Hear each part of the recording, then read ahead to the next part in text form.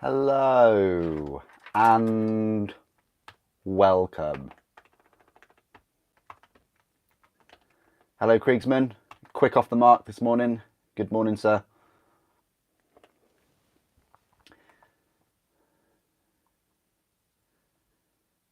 I've had my coffee. I'm all coffeed up, ready to make a good dent in this today. Spent a few hours painting the old Dimacheron last night. So I know it is November, but and it's not Titan Ember, December, Titan Sember, Night Sember. We're good. Sounds like Simba, doesn't it? An old Rafiki. Anyway, yes, we are going to continue painting the Nemesis Titan. We'll be painting it all through December as well, along with building the Psi Warlord Titan. I'd love there to be a big, full size one though. It wouldn't take them too long to make. And then we're also going to work on some other Adeptus Titanicus models.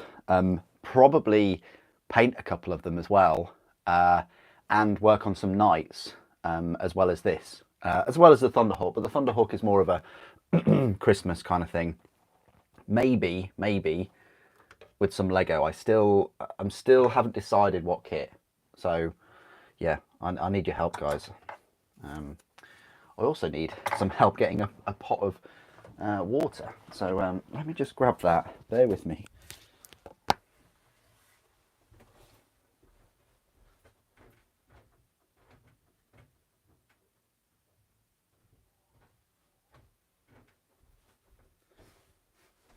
Here it is. Right. I need that pot of water, you see. I managed to find all the I managed to find all the armor plates and things for the Nemesis, which is quite cool. They were in a separate box. Oh. Okay, I think we're ready. Right. So what I was doing last night after the stream and things, so I was actually draining my Null oil, it seems. Oh. Yeah, what we're gonna do, what are we on here? Yeah, let's have it on that. Let's continuing. Yeah, last night after the stream, while I was chatting to a couple of you, I was putting a bit of Null oil on these weapons. So that's what I was doing last night after the Tyrannid stream. But I hope you're all well today. I don't normally stream on a Sunday, so this is very rare. So as always, your support and things is most welcome, especially on like Element Games. If anybody bought the Legions Imperialis box set using the code, that'll certainly help, because that's a big box set, and yeah, the percentage, the affiliate link percentage helps, and also you get quite a lot of crystals picking that up. So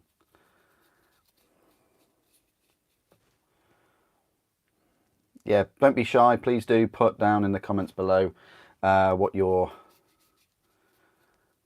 working on.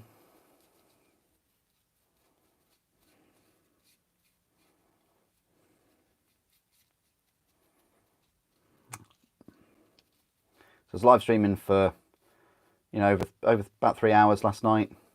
I'll probably do the same today. The thing is, the only kind of thing I've got planned is I really want to finish building the Word Bearer's Ashen Circle. I got quite into that the other day. I'm going to have a crack at the Contemptor as well, but it depends if I've got enough shoulder parts. I probably haven't, and I don't really want to review it armless, Word bearers aren't armless, are they? They're armful, if anything. Yeah, there are probably going to be quite a few comments in this live stream. It is odd, you know, for my viewers and subscribers and things. That, well, I say most of them, the ones that are most vocal, always usually say something about painting. Super, paint your models, do this, do that. But yet, when it comes down to painting live streams, it seems to be more people in the building live streams than the painting ones, which is odd. Because you'd think that there would be people in the painting live streams, you know, while they're painting, I guess. But you know, it's sort of like paint together, like a hobby. I don't really want to use the word like hobby hangout. It seems a bit, you know, paint and chill and paint. I don't know. I've got something in my throat today. Don't know what it is. But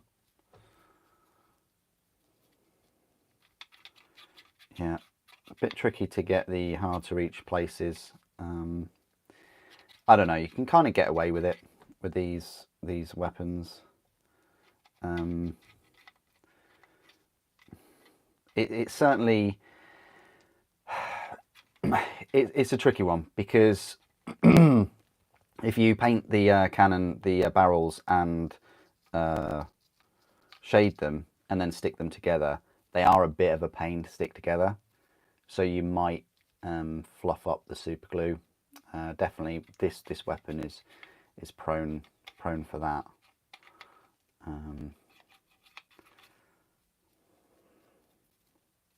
But I think the trade-off is fine, really, as long as you get an even coat.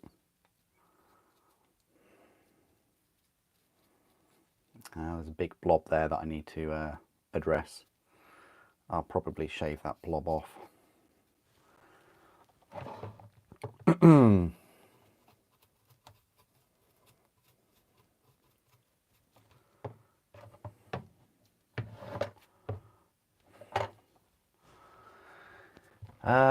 Thank you, Matthew. Thank you. You too. You're in the middle of reducing your pile of shame. Nice one. Well, I hope that goes well.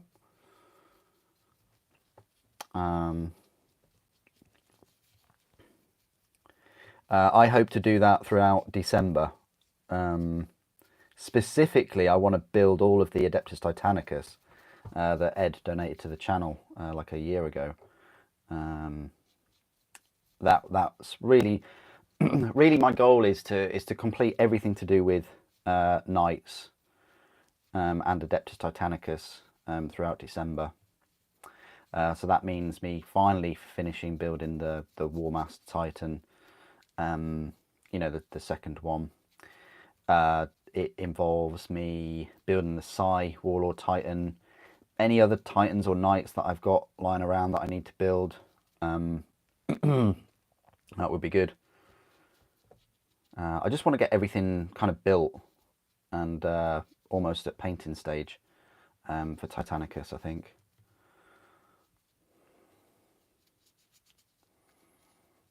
Just in case they release anything new for them. I mean, obviously they've released some new weapons, haven't they? New plastic weapons, but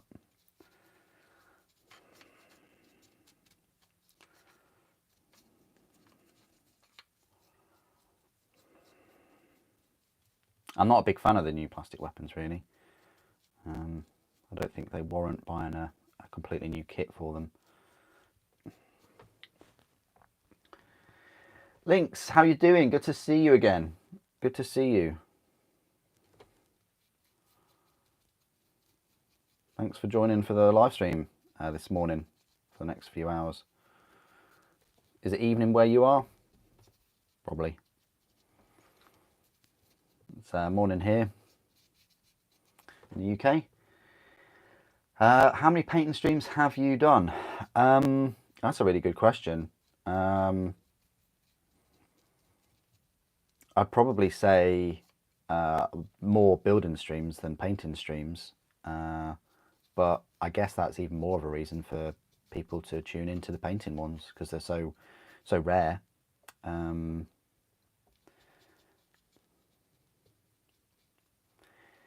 You know, definitely getting into that habit of live streaming every Saturday night, and obviously here on a Sunday, if I can. I think 6 hours or so of streaming a week is good, along with daily content. Considering this isn't my job, you know, I think that's a good dedication. And considering that I like painting the least out of the whole hobby. I'm not saying I hate it. I just like it the least. So for me to be doing these painting live streams and things, it's it's a sacrifice, really. I could be building many other things. I could be building. This is a thing, but you know, still look good on the shelf, I guess. But I haven't really got room to put all of them, the minis, on the shelf. And most of my minis are in boxes, so and it's not like I suddenly will be able to magic some space to display all painted minis.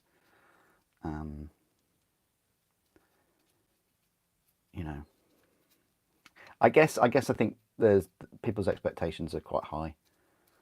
You see other paint studios and companies and things that channels that do it for a living, and that is their bread and butter. That's all they do.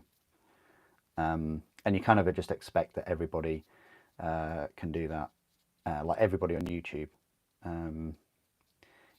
does it for a living, or can just dedicate all of their waking hours to building and painting miniatures just to show like a big collection video, where it will be criticised anyway, more negative than positive in the community, which is quite a shame, really. We need to change that. I see that happening in other places though. Gyms and workouts as well. There seems to be a growing sort of negativity, which sucks. You should be promoting, you should be positive about anyone trying to lose weight or build up muscle, or but yeah.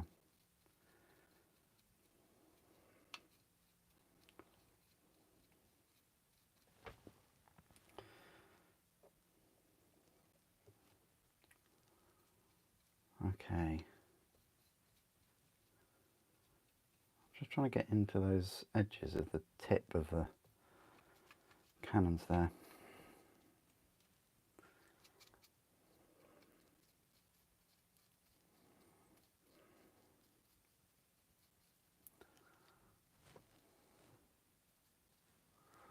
Right, that is that weapon kind of done.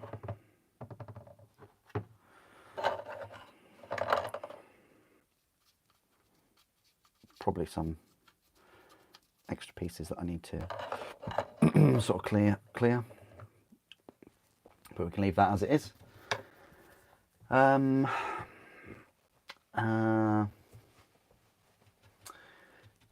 No, it's not bad, hell no, not at all.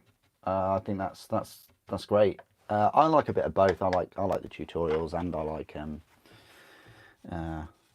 just the normal live streams. I made a couple of mistakes with the Diamond Kieran last night, really, but quite straightforward to go back and to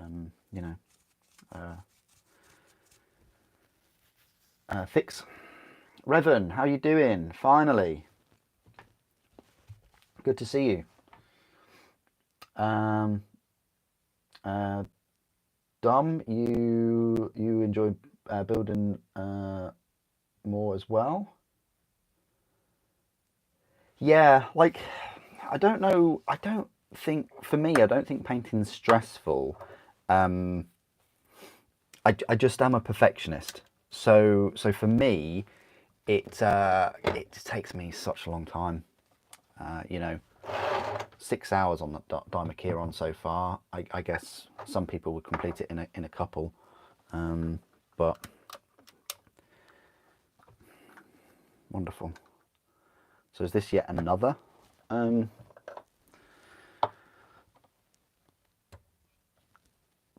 piece that's not glued? I can't remember.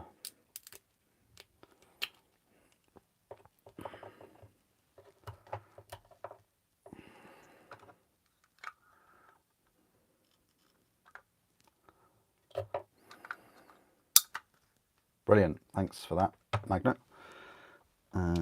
So we want it that way around. So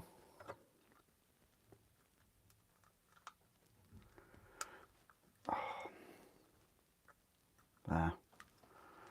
Hopefully that will stay in.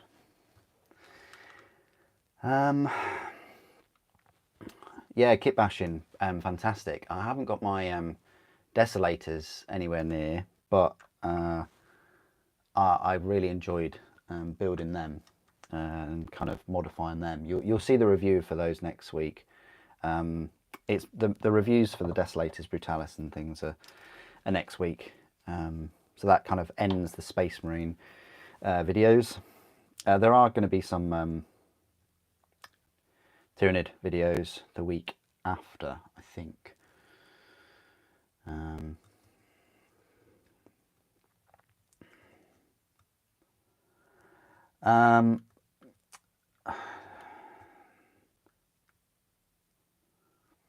You would assume a channel who does many painting videos are good at it.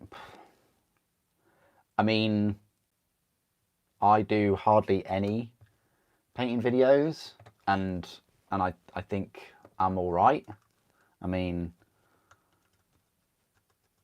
but I think you're talking about like the mistake kind of thing, aren't you? Yeah.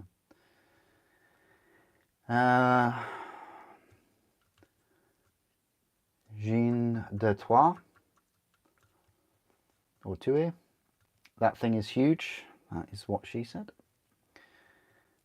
You take your sweet time. Exactly. You know, especially for like a model like this. You know, what would you be rushing for? You know, you certainly can't say you're rushing for a tournament. I don't see many people using these in tournaments. They're just not good, are they? In game, let's face it. You know, there's absolutely no reason to be rushing a model like this. No reason. No tournament. No rushing for a friend that doesn't have one or doesn't have a couple of them. No rushing for yourself. I mean, yeah, there's no reason I can think of why you'd be rushing to finish Titan really quickly. You know, if you're rushing to complete a Titan quickly because you really like it and you enjoy it, down the tracks, the quicker you finish it, the quicker you're going to want a second one. So it's almost like a detriment. You know, you finish it and you're really happy with the result and things, and you finished it quickly, you're going to want another one to keep it company. And another, and another. And before you know it, you could have bought a Rolex. You know, or a really nice timepiece. I don't know. Don't get me wrong; these increase in value too, but you know, maybe not as much as kind of some watches. And watches, it's all about sort of the rarity and the demand, isn't it? Whereas these, they're not really rare until Forge World, Games Workshop stop making them. You know, and even then it's sort of questionable. It's depends how many there are in the market, doesn't it? Like the Dimakiran, I was just looking at the Dimakiran, how much people are selling Dimakiran for, and it's about anywhere between 130 and 200 pounds, which is nice. So it depends on how much people are willing to pay for it. Like most things in life, I guess.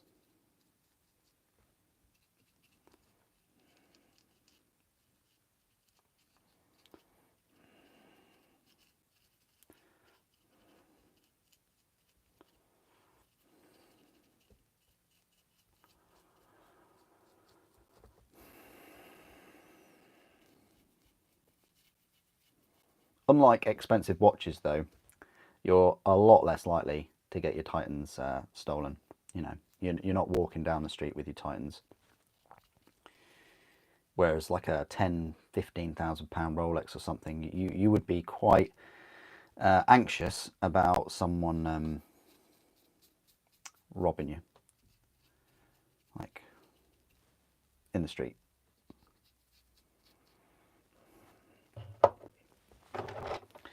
Anyway, let's just read a few more of your comments. Yeah, definitely, Dom. I totally am with you with that comment. I certainly get carried away with certain things when I'm painting.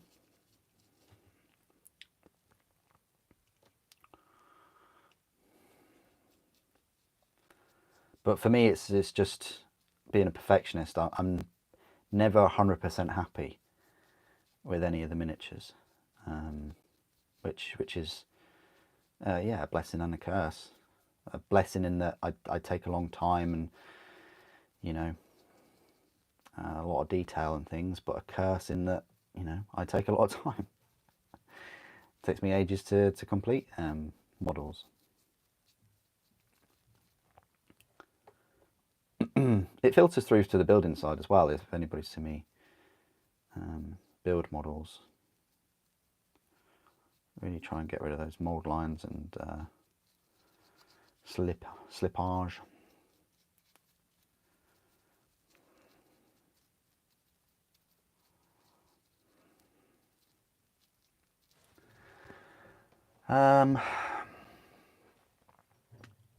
Three Titans or a new motorcycle? Oh, Moxitron, good morning, good morning.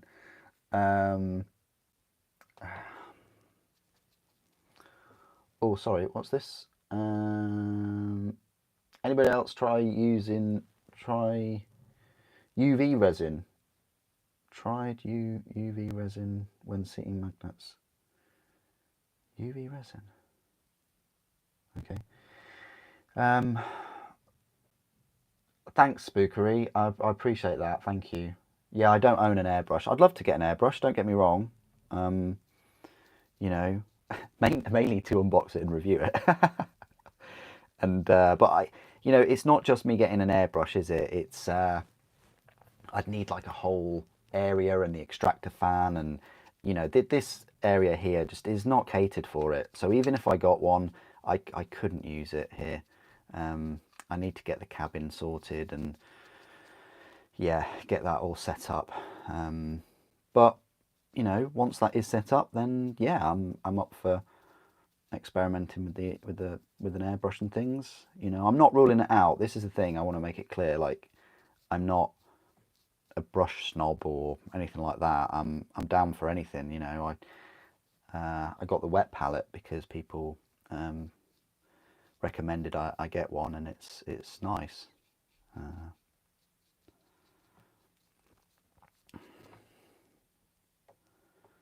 Well, that's nearly the second pot of non-oil gone, and I don't have a third. I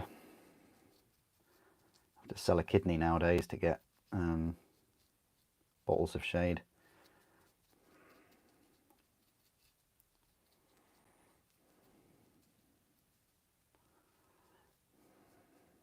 Couldn't live without it though.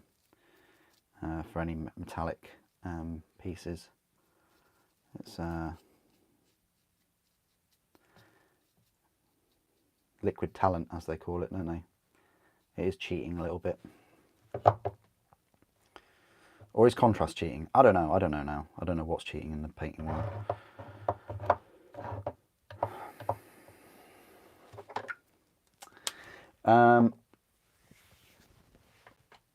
Oh yeah, sorry about the what is it?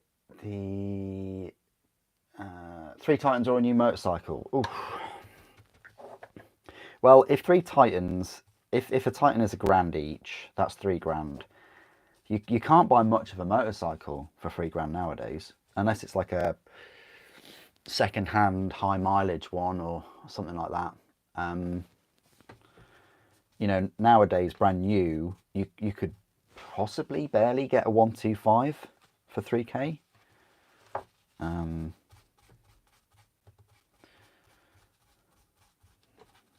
No, I'd rather have a motorcycle. I would. You have so many adventures.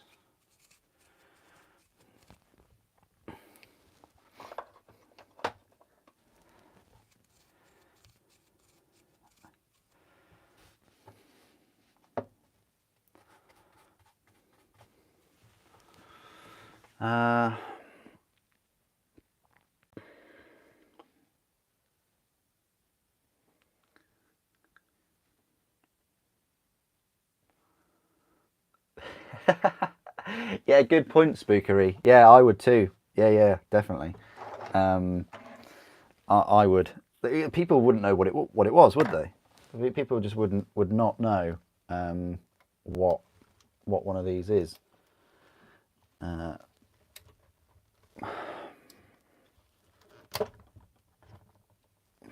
It's the beauty of it, I guess.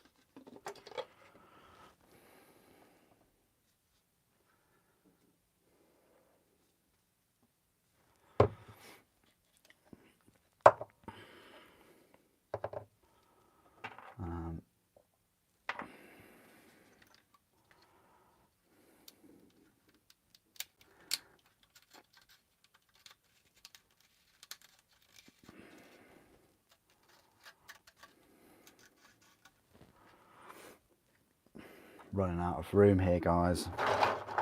I knew I shouldn't have put all the parts down.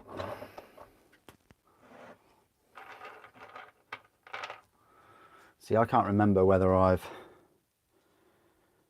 made this pop. I mean, I think I have.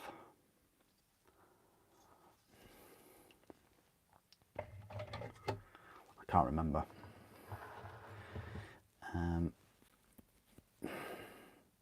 What I want to do though is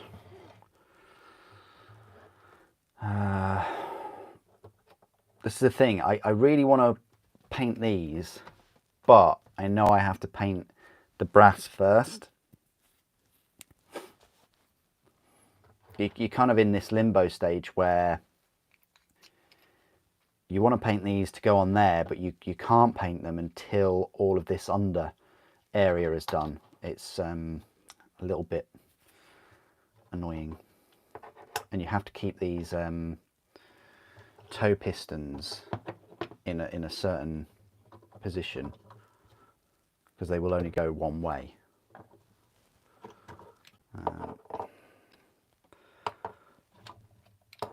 What we'll do though,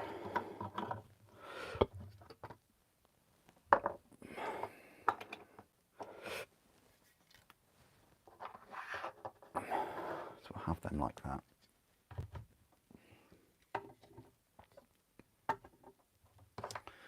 As I say, I'm running out of room here. We've got the Balthazar Gold, I think, and Necron Compound. I'm gonna have to go back and watch my video where I dry brushed the Necron. I would have thought that I didn't dry brush everything, that I only dry brushed these legs.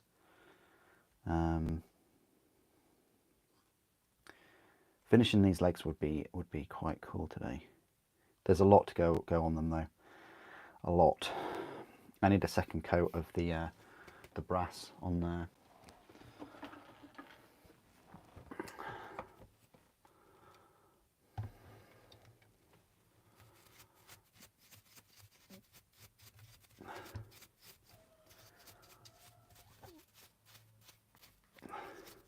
You never get to ride. Oh no.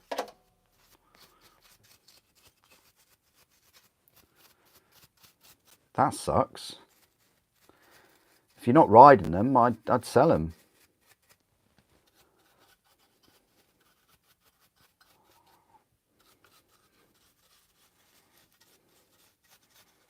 I'd rather have a larger Warhammer collection than motorcycles that I can't ride.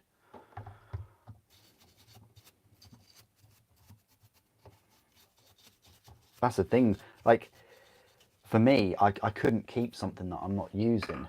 I don't mean like Warhammer and gaming. I just mean, you know, motorcycles or cars. But then again, you know, people collect things, and you can still have a collection that consists of like 2 cars, can't you, or 2 motorcycles? You see, yeah.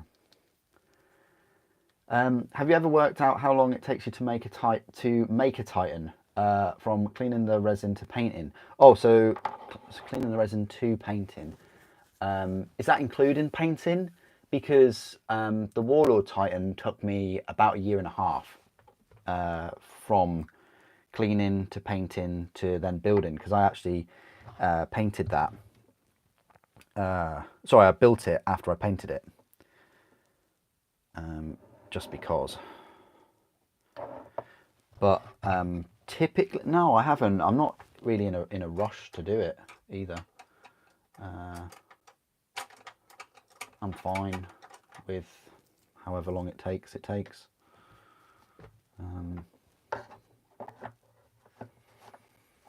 Yeah, I don't think I would even like want to rush one.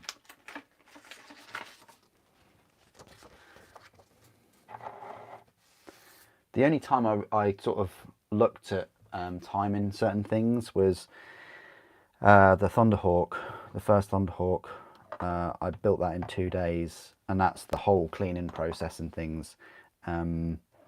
Like all of the slippage, mold lines, everything, that thing, and magnetization. And you know, as you can see, when I take my time, the second Thunderhawk is taking its time, isn't it? You know, but I want to take my time on the second one. So what I'm thinking of is I need my Reaver really for. Yeah, the Reaver Titan would be good to have a look at how I've done these feet. What we'll do though is just thinking. I'm going to paint the other side, because then by the time that that's dry, while I'm waiting for that to dry, I can go for the other sort of set. Yeah, let's paint the other side.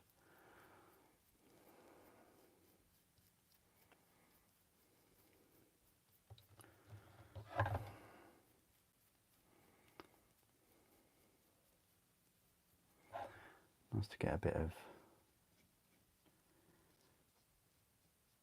symmetry in the painting now.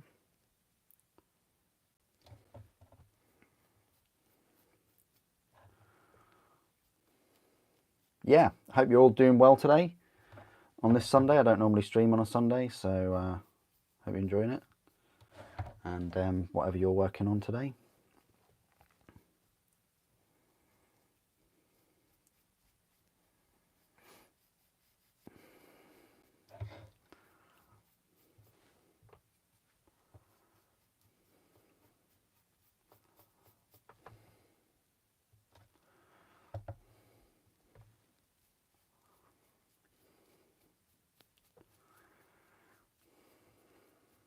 Try and read your comments as I'm going through.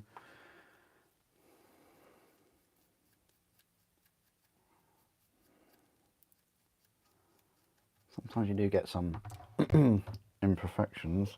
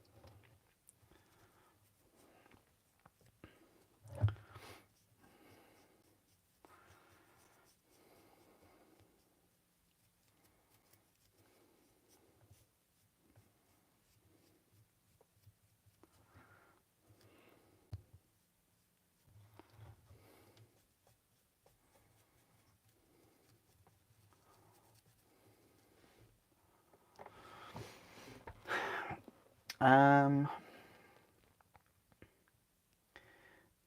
to watch out for 2024?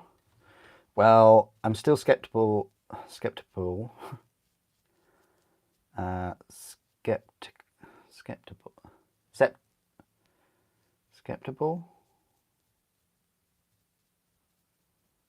Skeptical. Skeptical about the Necron Codex being released this year. So I'm thinking it's next year. I think Space Marine 2 will be next year. I don't think that's coming out this year now.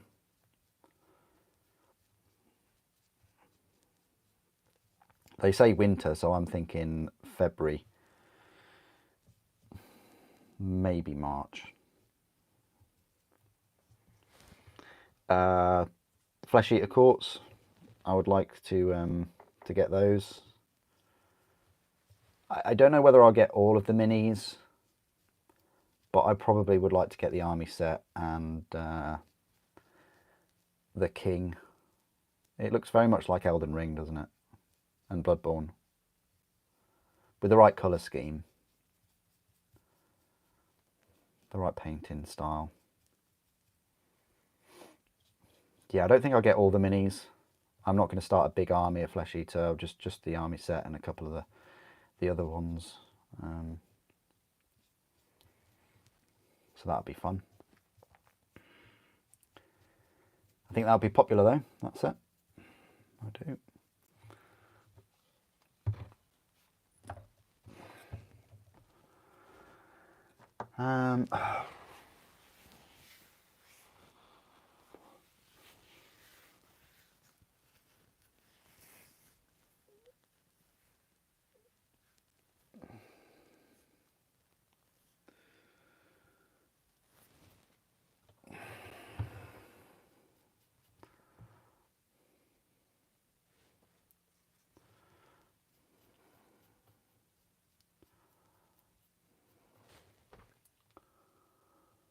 Hello, Othex, how are you doing? Okay, March, cool.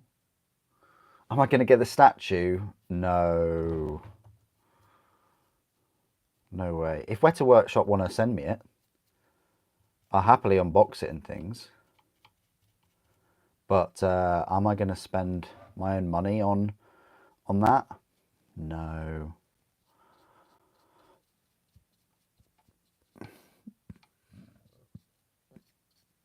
As much as I like Space Marines, I'd rather get a Titan. I think Maxim in the Discord server made a comparison with his 1/6 scale mini statue, whatever he's got, and it's quite a bit more expensive than that. And his one is incredible, absolutely incredible. So I think they've got some Space Marine tax on that one. But the thing is, me getting that, obviously I would do a video on it and review it and things, but it'd be completely wasted on me because I don't have any of those kind of statues. So I'm not the best person to critique it at all, because I haven't got any experience in those kind of things. I mean, I could say, oh, there's a lot of detail here, or this is quite relevant or appropriate, but I don't have any statues to compare it to. So, like I say, it's I don't think I could do it justice compared to others out there that have those kind of statues.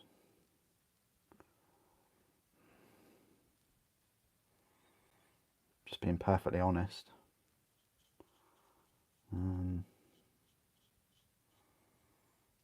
Others would do a better job because of their experience with the other statues. Maybe even other Weta products as well.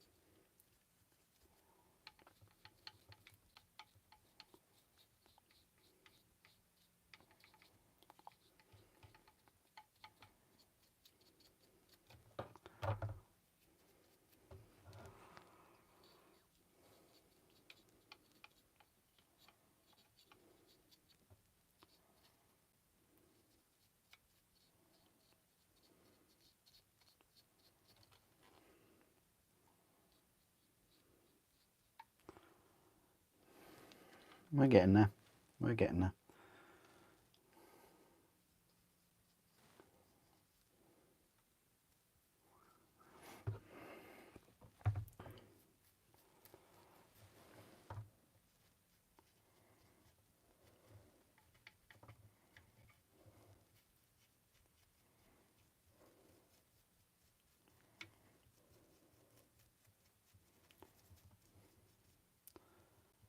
I can't remember whether I Agrax the bronze or whether I null oil it.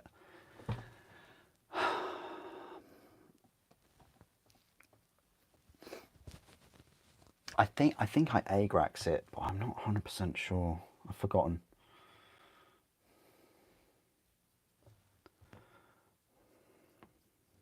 And then we said we were gonna paint all of this.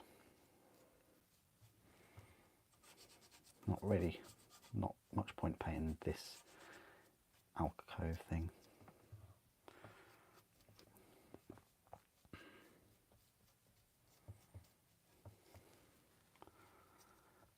But we did paint. It's nice having one leg done because, yeah, you've then got that reference, haven't you, see?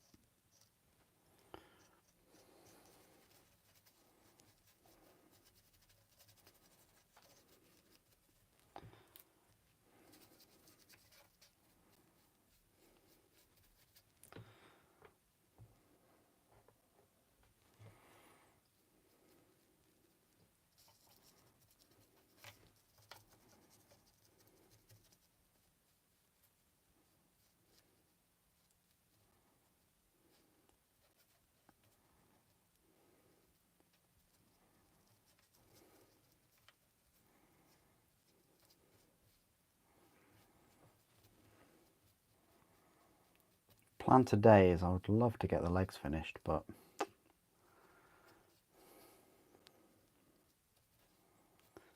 the time stop will be the Agrax strain.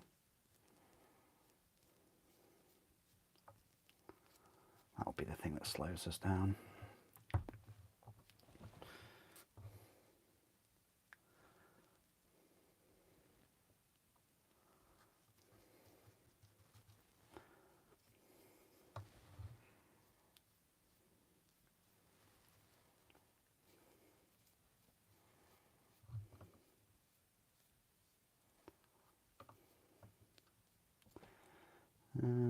Yeah.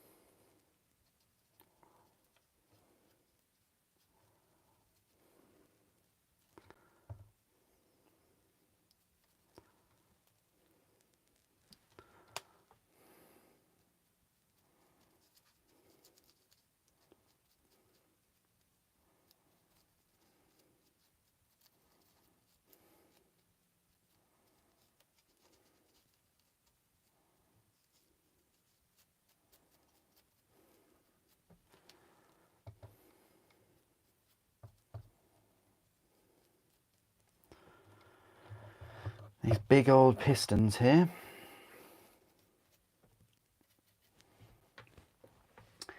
Let me just read a few more comments.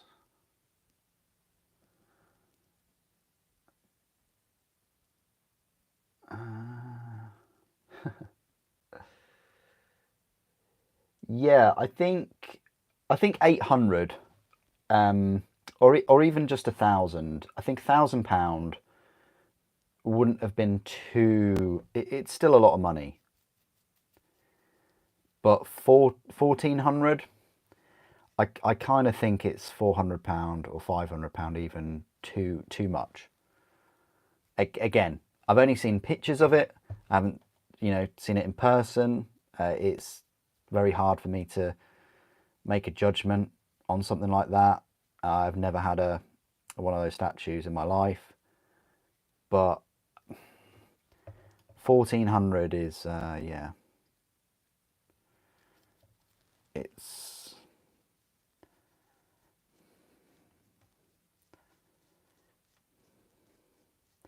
I guess people spend similar amounts on like Star Wars memorabilia and things. Aren't some lightsabers quite expensive?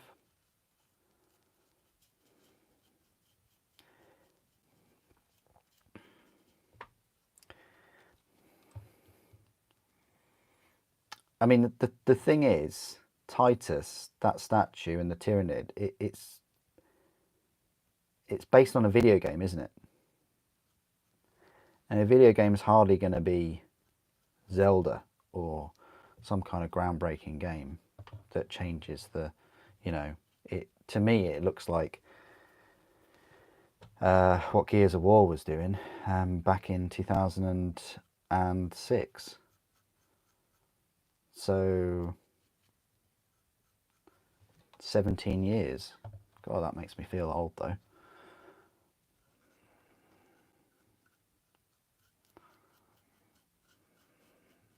But hey, it's cool that these companies and things are around to make memorabilia like that. I'd much rather it be around and present than not. I'm not going to say it shouldn't exist because it's so expensive and out of reach for mortals.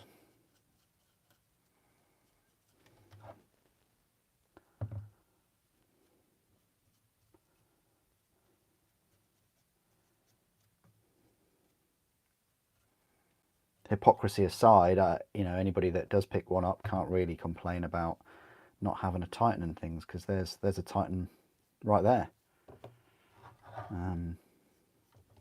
Maybe it's for people that have already spent thousands on miniatures and things already. I don't know. I don't know who it's for. I don't know. We're gonna stop with this brush now.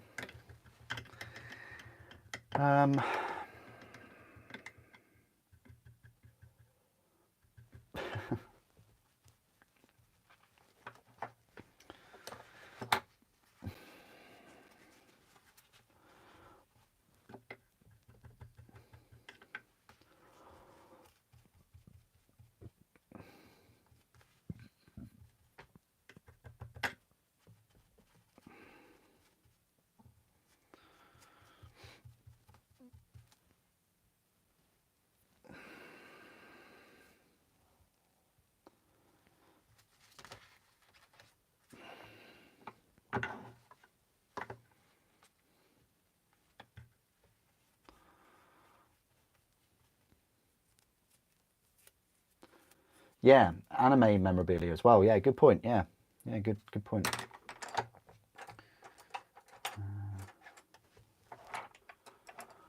Where's this thick brush that I was using yesterday? Is it this one? 6.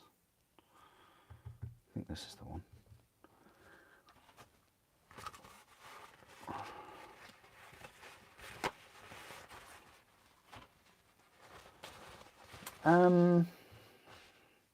I don't know.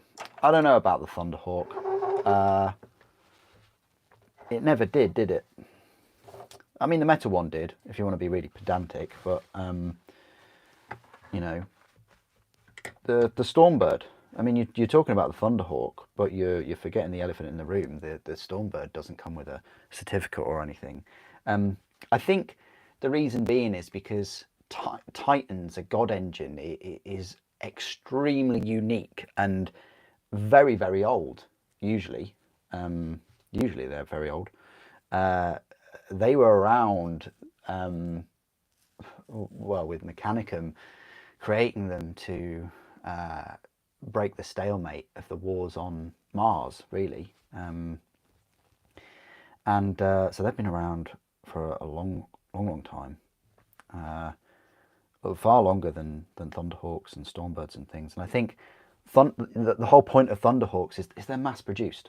That was the whole reason why they took over from Stormbirds as the preferred you know, transport space marine delivery method. You know, Stormbirds were just too costly to lose them really in a battle, whereas Thunderhawks, not too bad. Whereas Titans, you know, whenever a Titan is lost, you know, the actual Legion, they carry their fallen Titans in these kind of funeral ships. These, you know, I mean, that's a really high extreme level, isn't it? That they're carrying the dead Titans and things with them.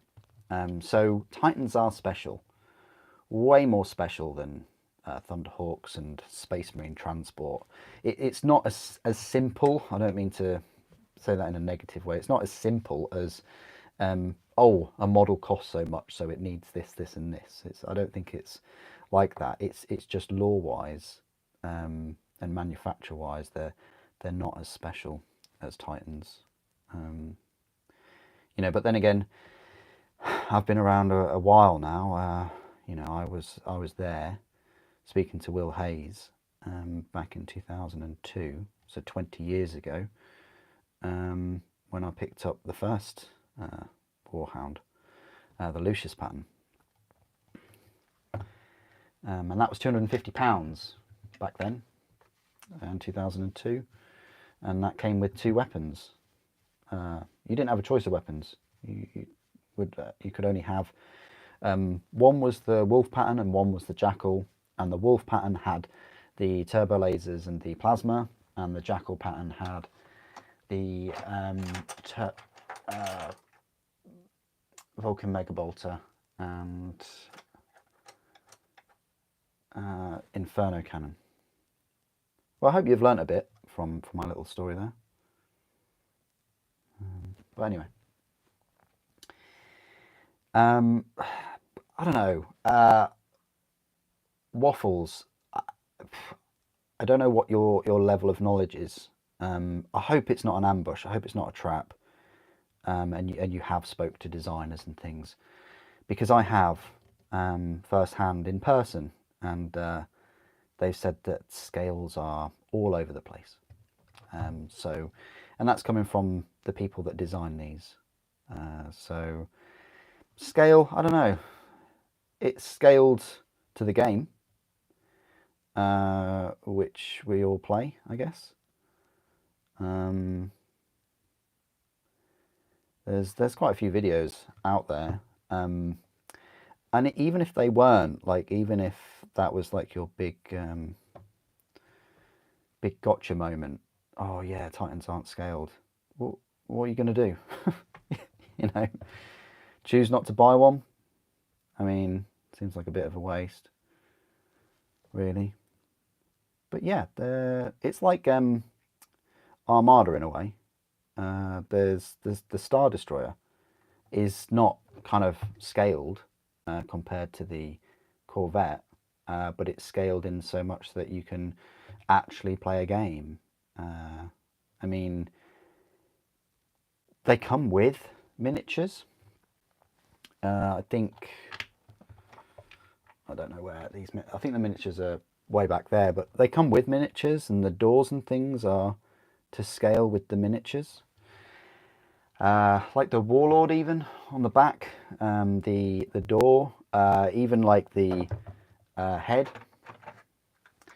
I mean, the head is big enough to fit the crew and things in.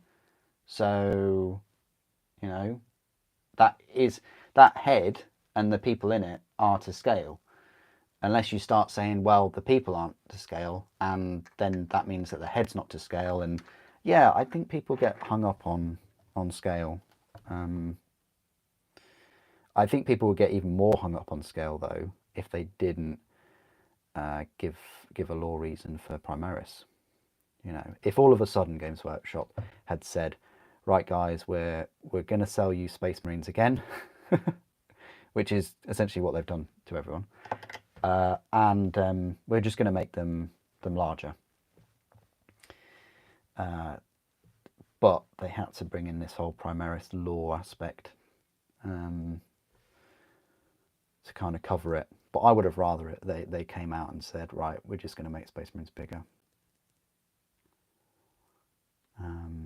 They haven't really made any of the other things bigger, you know. Gene Stealers are the same size. Lictors are pretty much the same size. I found my old Lictor the other day. You know, so the size creep hasn't really affected too many things. And then there's some new armies, like obviously League of Votan, where we didn't know what the scale was before.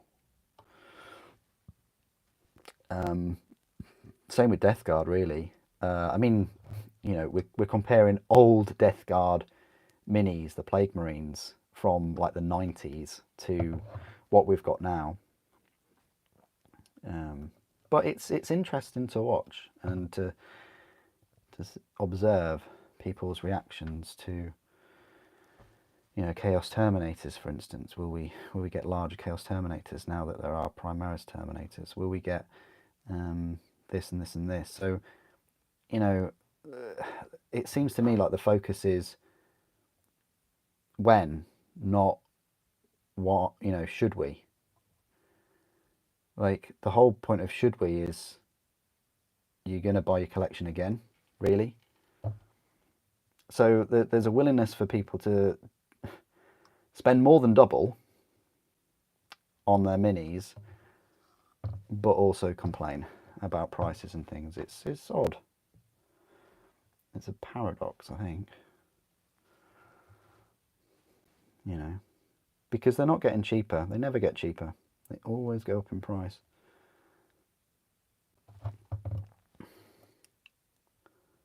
Well, I guess with the exception of the Mark IIIs recently, but you do get less, I think, with those.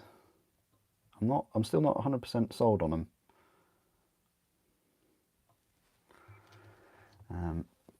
But what I am sold is how well Age of Sigmar they're doing with that compared to 40k. I think they're doing really well with Age of Sigmar. It's a shame they couldn't support Titanicus a bit more. You know, I wonder if this was their plan all along, to amalgamate Aeronautica and Titanicus into one game system. It would be nice if we got a Navy game, like you know, with sort of submarines and cruisers and ships. Still holding out on Battlefleet Gothic return. I mean, I never bought any Battlefleet Gothic in the day. I was too focused on 40k. Put it in perspective, I wasn't into, you know, Warhammer as it was back then. I was just mainly focused on 40k. But now there's definitely an interest in it, I think. Cool. Right, we've done most of that. I'm quite happy with what's happened there.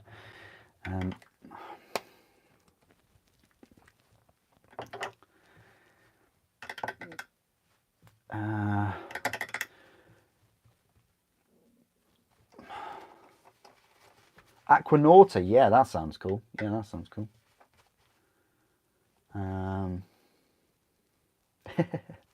Thunderhawks not only seem to show up constantly, but they seem to get blown up constantly.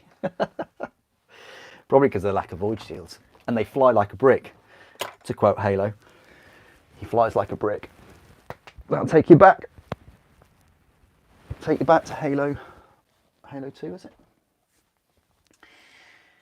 I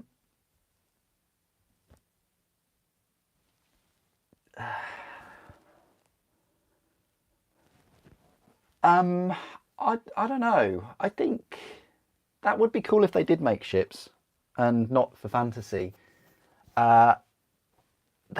Forge World, I'm sure, forget me if I'm wrong, but I'm sure Forge World made a grot ship or something like that. I'm sure I've seen some Navy type ship. I mean, we had the Chinook or Chinook, but I'm sure they've made something along those lines before.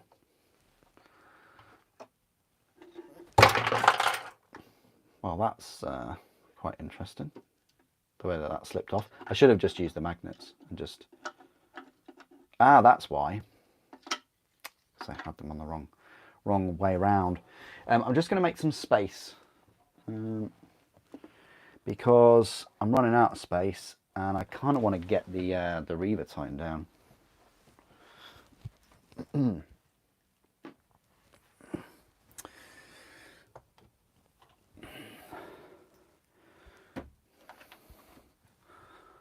Wondering whether it's a good idea to put all of these things here, because we're not going to work on them. Just going to have a bit of a reshuffle, guys, and then I'll get back to it. We're not going to kind of start working on the armour panelling, as cool as that would be. This is the thing, it's a bit like a Buckaroo in a way, that, you know, once we finish the legs, we can start working on some of the armour panels, and then glue them on. which is always a nice nice stage. Ah, here are the people, and I've got the second head as well. I'm not going to be working on that second head. I'll be working on this head. I think this head looks cooler than this one. Where is this head?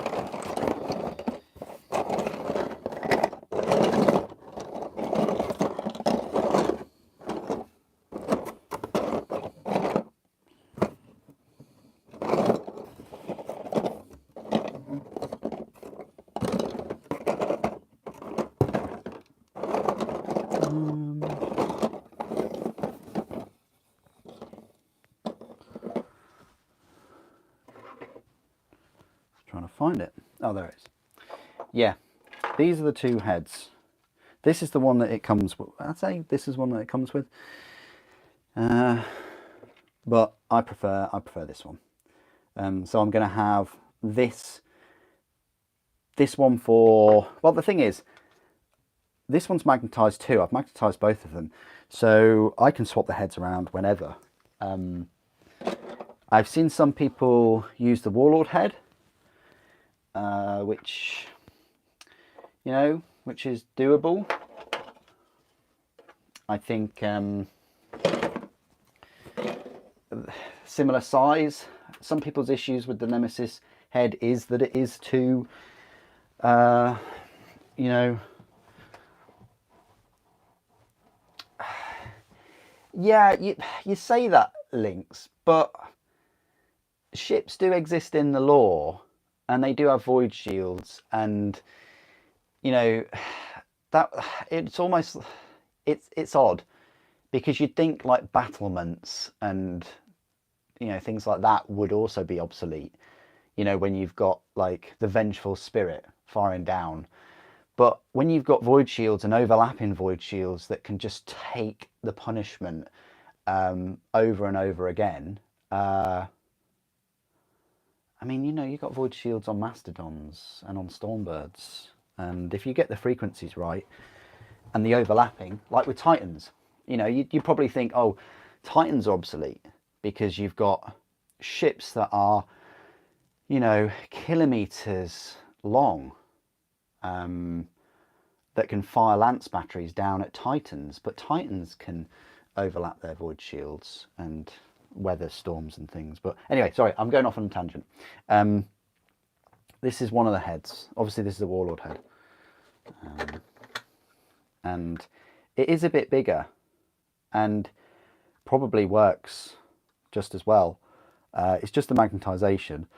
This one has a very clear sort of contact point. This one has the cabling, which you could magnetise at either end. But anyway, oh, let's put that there. Right, continue. I was gonna get the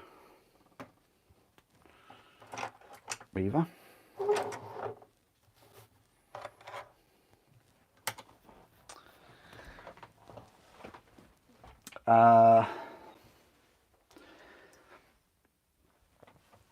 How do you transport them? If they can transport Titans and the big Capitalis, you know, the bread box type vehicle, which is absolutely huge, and command centres, I'm pretty sure that they can transport ships piecemeal as well. They had, you know, I don't know how much lore you've read. The Siege of Terror books, they outline the landing of a lot of Horus's forces, and there's a lot of explanation in there of just the scale. Anyway, here's the other girl. Well, I'll just move those over there.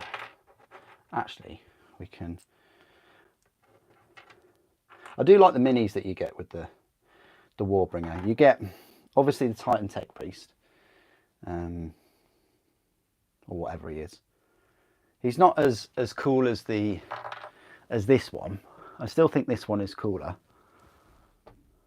I mean, I might put him on a base, I don't know. But I still think this one's cooler with his iPad 5000, iPad 30,000, I don't know. And I like the Moderati as well, with his walking stick, his cane. I don't know, but yeah, I like the minis, and I do like how, well, are they different? No, they're not different, those ones. I thought they were different, but they're all the minis that you can get.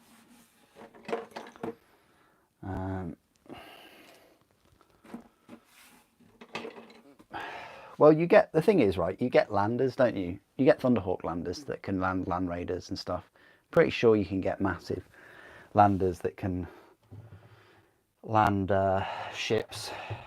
And also some ships can break orbit and enter the atmosphere, can't they? But anyway, we're talking about physics in a science fiction universe again. And you know, whenever I think about that, I think, well, it's science fiction, so anything's possible. Especially then when you talk about gods and chaos gods and magic and psychic powers. You know, we're talking about the physics of landing a seaworthy vessel on a planet, but not the warp and things. I guess that's more robust. the warp. Keep nudging this. Right, so what I did is, probably easier. Oh wow, okay, that's going to be interesting. I'm going to have to glue that back, aren't I? It wasn't in there that strongly. So what I wanted to do is look at the feet. It'd be nice if this was way up here. There we go. Right. Let's have a look at the old feet. Right, so the feet are not bronze, they're all metal. You can just see the amount of detail as well. The detail on the Nemesis feet is very similar to the Warlord.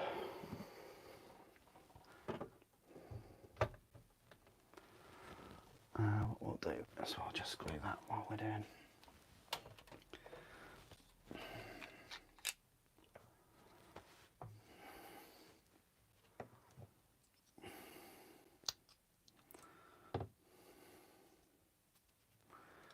What I think I might do is score it.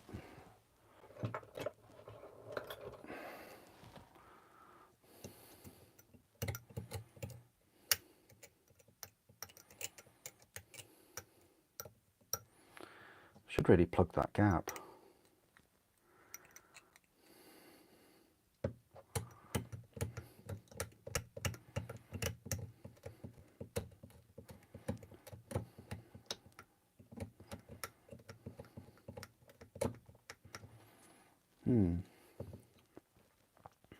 Maybe some green stuff would work well.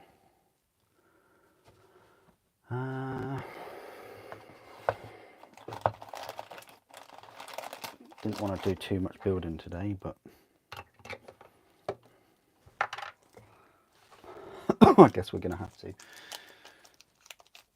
make the stream a little bit longer.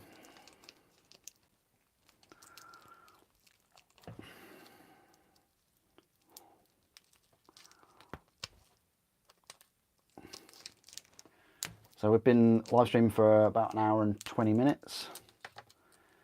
Another 10 minutes and I'll go grab a drink. I'd love a snack, but I don't have any, so it's just going to be a coffee for me, I think. Bit of a tip is wet the green stuff. If you wet your fingers, it becomes more manageable to manipulate. You know, and the longer you manipulate it, it's going to dry out quicker. It loves moisture, so it will I can already feel my fingers getting a bit dry. It'll suck the moisture out of your fingers. I mean, not literally, but you know what I mean. It likes the moisture. But the wetter it is, the more malleable it is. And all I'm doing is just going to put a small blob in there. Probably a bit more than that.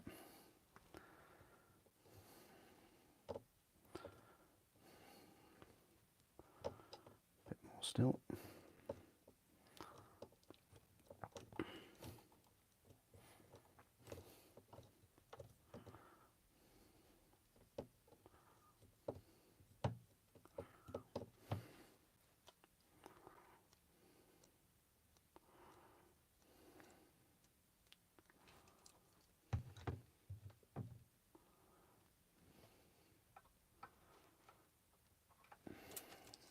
Nice.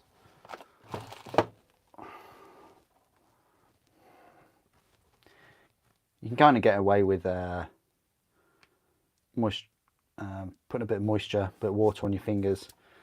With that, I would recommend you fully wash your hands though, but which one are we going for? So it is that way around.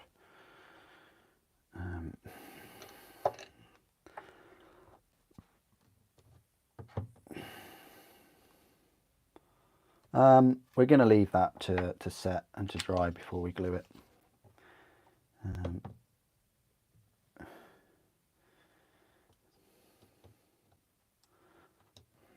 Just make sure that it is flat in there though, you don't want it to be. Cool.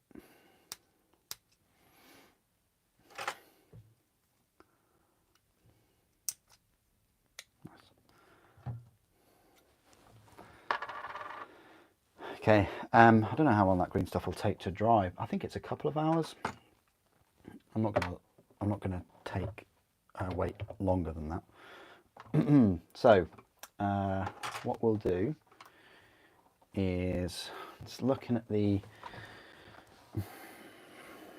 Warlord over there. How I'm going to do these feet.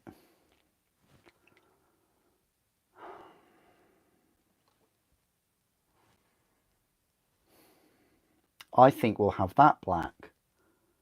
We'll have those bronze.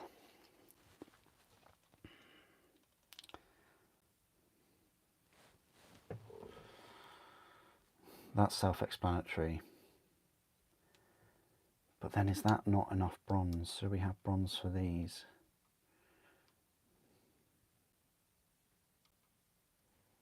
For these rivets.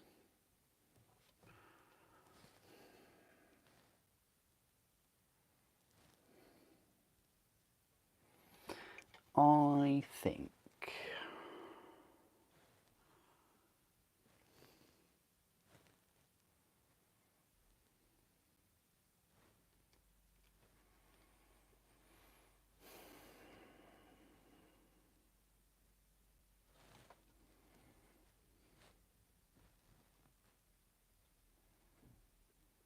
part of me wants to paint these big chunks bronze.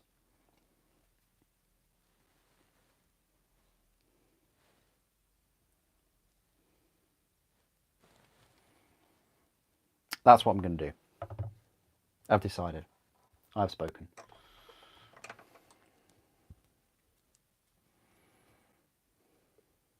Yeah, 3 is definitely my favourite. 3 or a 4. Fantastic size.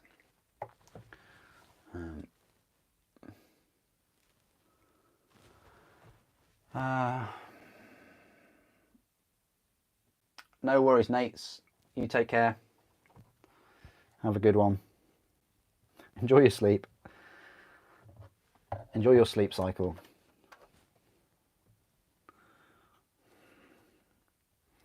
So, first things first, we're going to definitely paint these strips.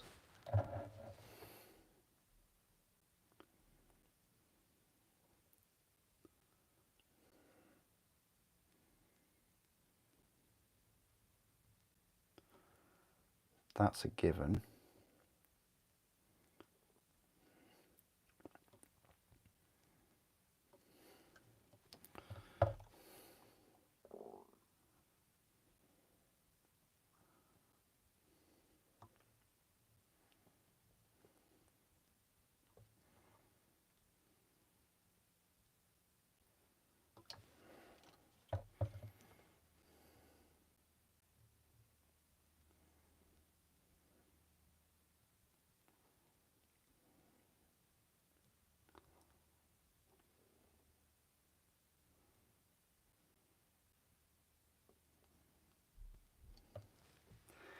And then this is what I'm thinking about experimenting with, is painting these blocks bronze, just to break up that colour a little bit.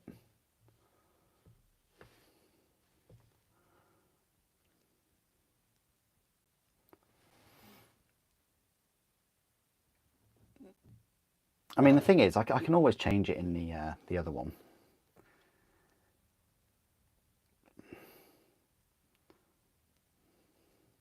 Wow, that really doesn't want to take, does it?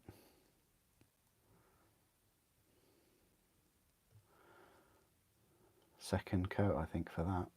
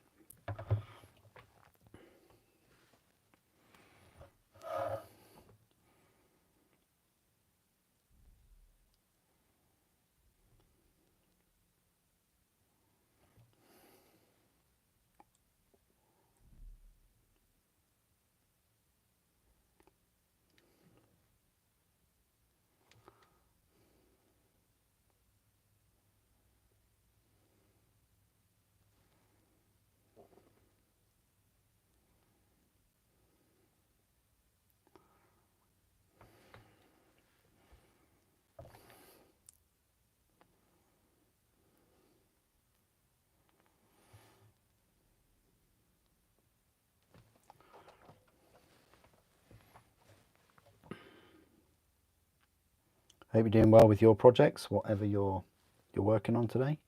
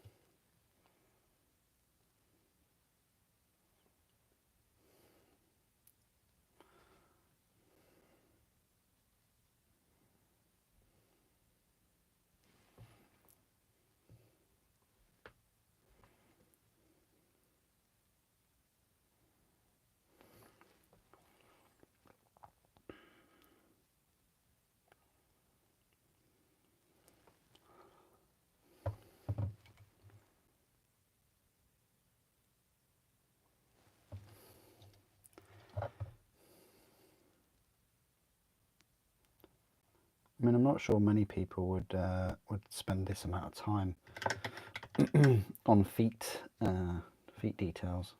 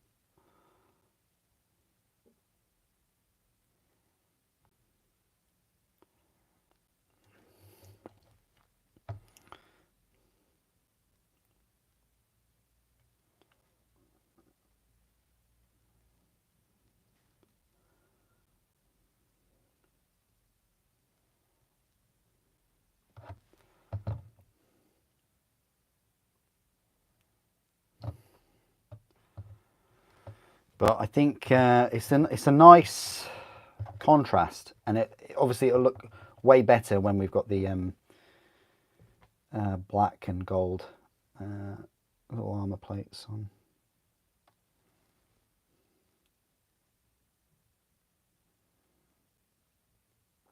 As I said before, no rush. You know, we're not in a race. We're not in a tournament later or anything like that. So just enjoy it.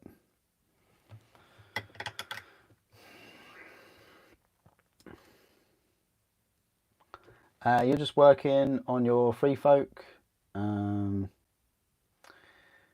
Revan, for the question. What's the thing you hobby stuff you dismissed to buy, yet you still still regret not buying it? At the moment, it's a Sonic paint pot shaker. The thing is, they're £100 over here, so they're a fair bit of money, but I do regret not getting one sooner. There's been a few pots of paint which I could have saved. I'll get one, but I should really get one before I get an airbrush.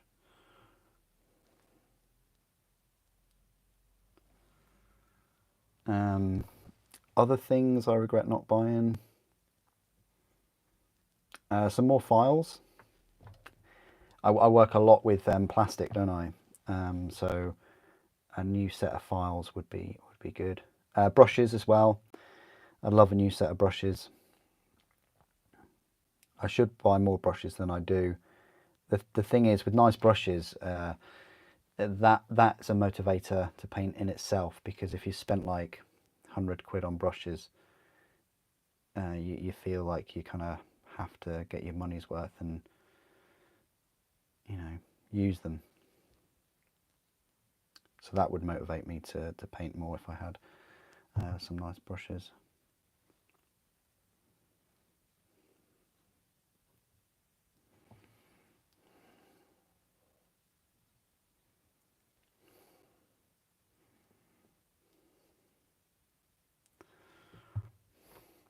What else?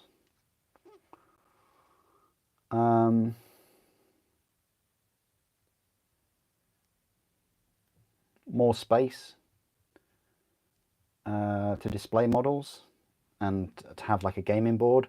I'd love to set up a diorama. I used to have a nice gaming board, I say permanently set up in another place, and that was a big motivator for me, because every time I'd finish a squad or a tank or something, I could put it on the battlefield straight away. And that was a big motivator, because I thought, oh wow, you know, that looks really cool on the battlefield. I'd like a dreadnought to join it, or something. So yeah, more space to display, and a permanent kind of diorama board thing. Hey, go for it. How you doing?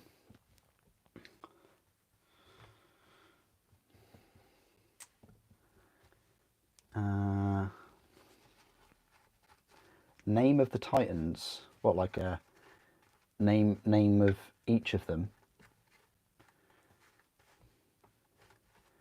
Well, the Reaver's Dominus for Legio Xerxes, which do exist in the lore. And thanks to my colour scheme, this is their colour scheme. I don't know. This one, I haven't named her yet. I'll name her once she's complete. How about that?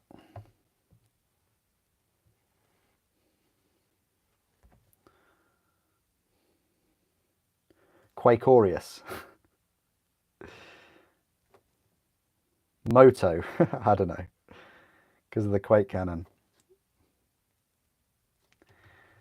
Yeah, I haven't decided on a name of this one. This is the Quake cannon Titan now. I have the volcano one, as everybody knows. I wouldn't get a third one unless they put a very nice decent weapon on the top of it. But the chances of getting another Forge World weapon for a Titan, well, there's more chance of getting a Space Marine Lieutenant, let's face it. At this point, there's more chance of getting a plastic Thunderhawk.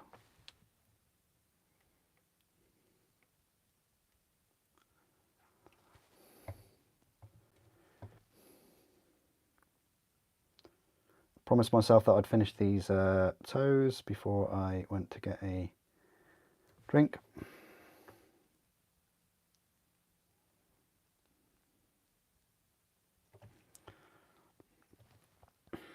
They're looking good. Happy with those.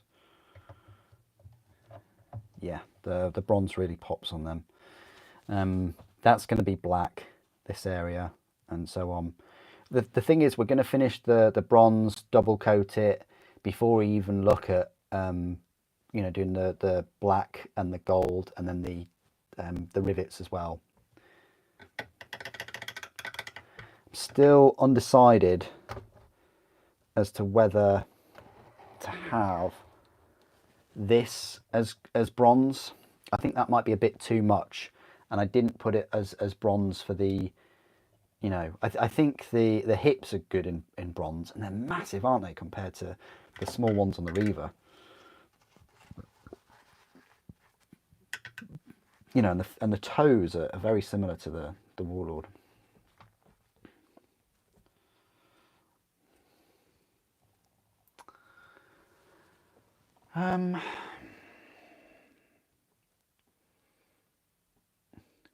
Cronus. Is Cronus Zeus's father? It is, isn't it? It's yeah. I might call this one Cronus.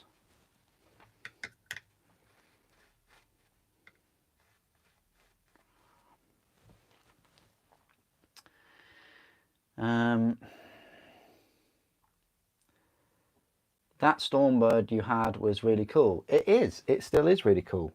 Have I painted it? No, I've sprayed it. But that model, you kind of really, you can't build it. You have to build it sub-assembly, and you have to paint it sub-assembly, and then put it together. Whereas the Thunderhawk, you can build, spray, done. It's quite a straightforward kit, that one. But the Stormbird requires a lot more time. Right, I'm just going to go grab a drink because it has been an hour and 40 minutes now.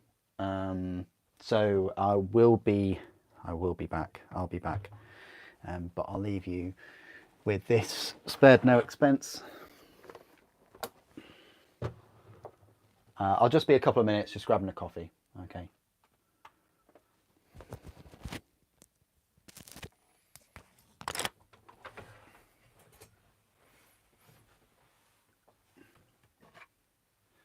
Do do do.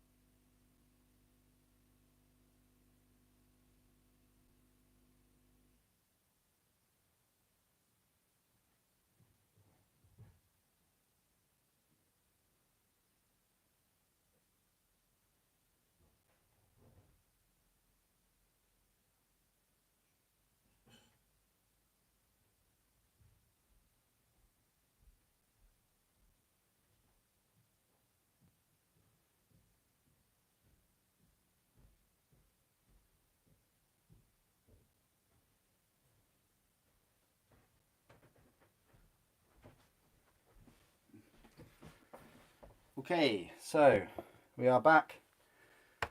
Told you I wouldn't be very long.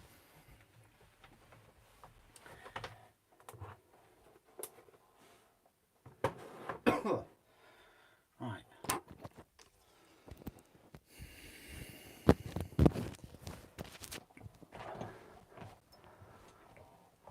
Oh, right. Okay.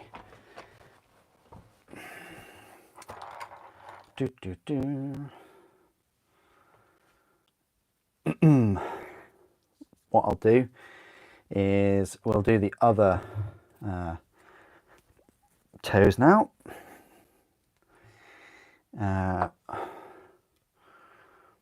Dimacheron, we did yeah, I'm quite happy with the way that came out last night.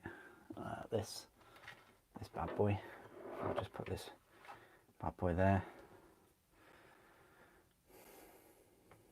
Okay.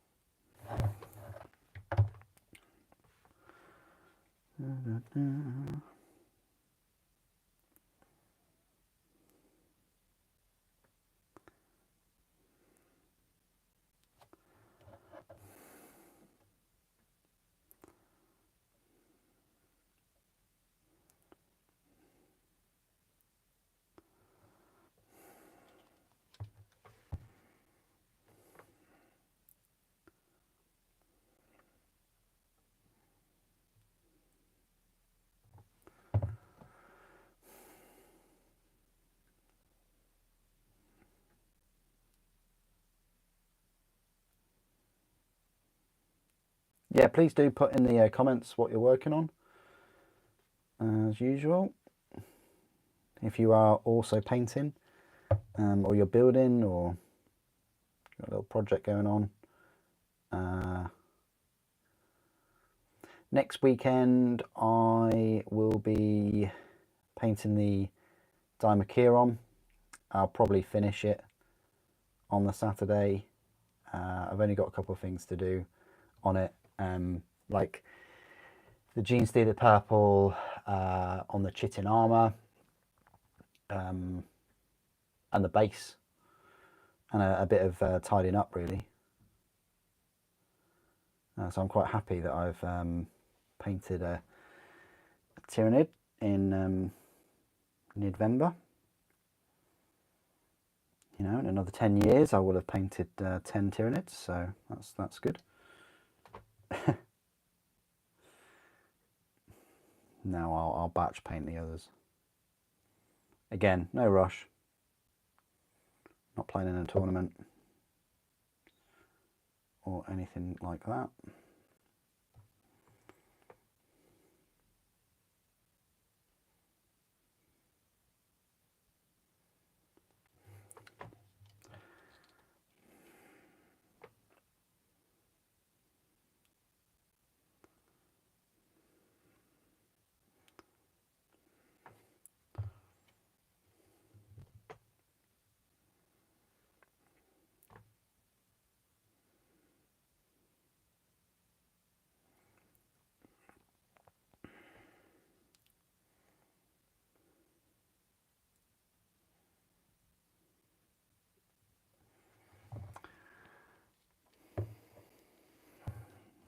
You're painting rotor cannon, nice. Thanks, Creasman. I like to hear what other people are doing while I'm painting this.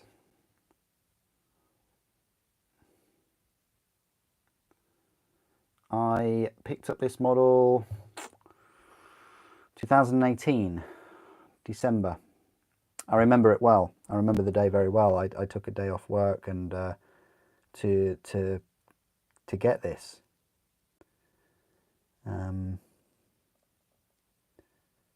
Well, to receive it in the post, should I say? Yeah, it was a lot of money, but I was really I really wanted one, and I was able to get it.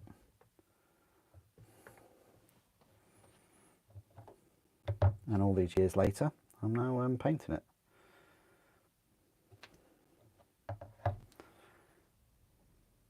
You know, we'll complete it next month. The goal is to complete the Thunderhawk as well. Hopefully paint that. That'd be nice.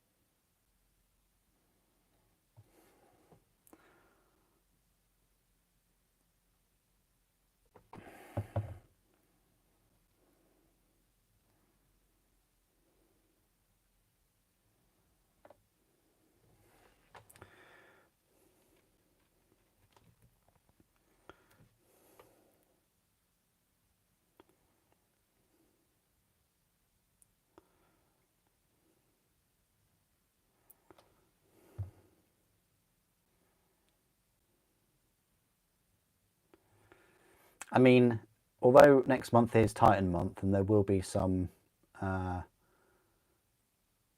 and reviews of Knights and Titans and stuff, predominantly the content, I would say, is going to be, for 2 weeks at least, is the Dark Angels, the Forge World Dark Angels. I've made a few reviews of those. I got them about a year and a bit ago, probably a bit longer, and I've been meaning to review them for a while, but there's so many, the schedule's been so busy that finally we get a chance to see them, to review them. So I'm looking forward to bringing you that content. Then it will be the reviews of the word bearers. I think January, February time, you know, including like Corphaeron and Erebus. I'm really looking forward to giving you these reviews. They're lovely, lovely miniatures. Then another Loyalist Legion will be Raven Guard. There'll be quite a few unboxings of Raven Guard minis.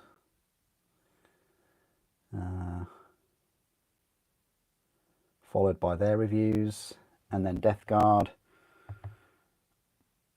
and then Imperial Fists, and finally Emperor's Children, and that's my 6 legions.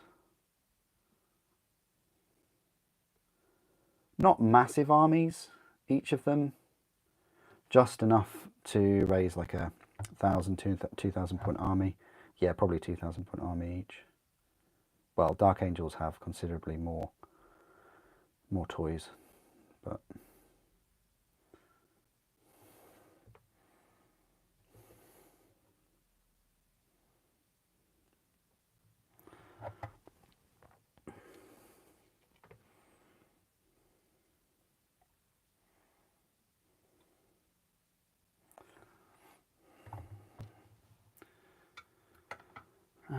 yeah, coffee.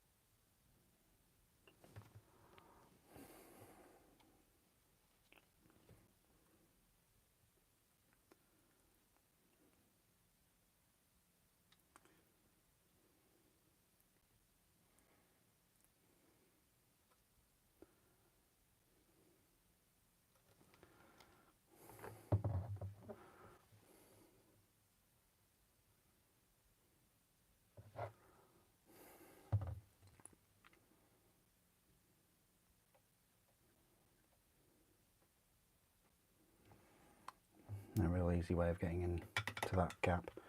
Okay, one more toe to do. And then we're going to clean up the bronze.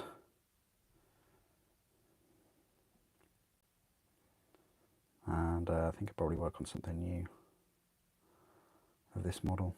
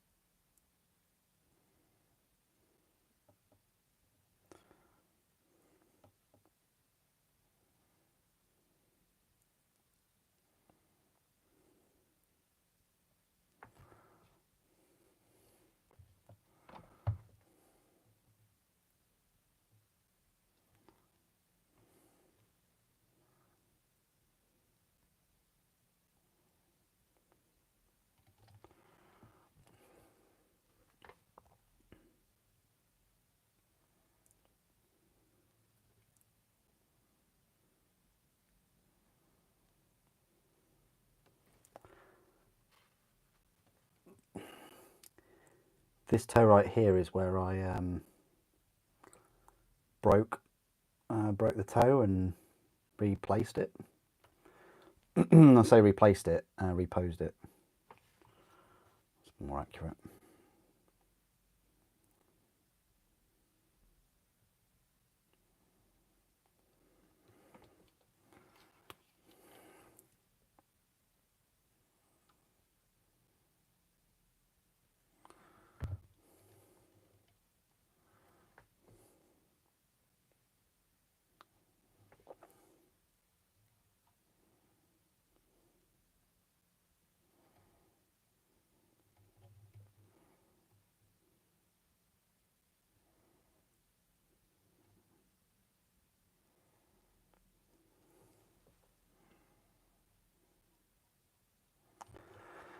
Great, there the toe's done. I just need to clean up a few bits and pieces on here. I think that's probably, oh, it's got a long way to go.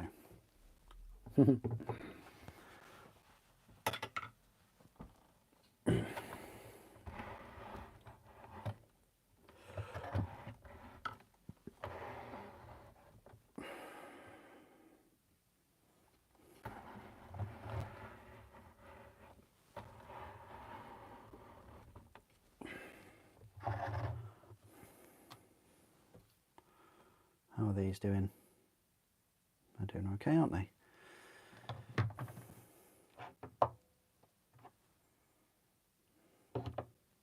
They're drying. Still.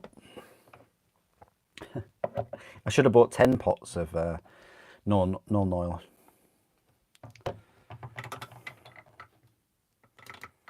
Would have broke. Yeah.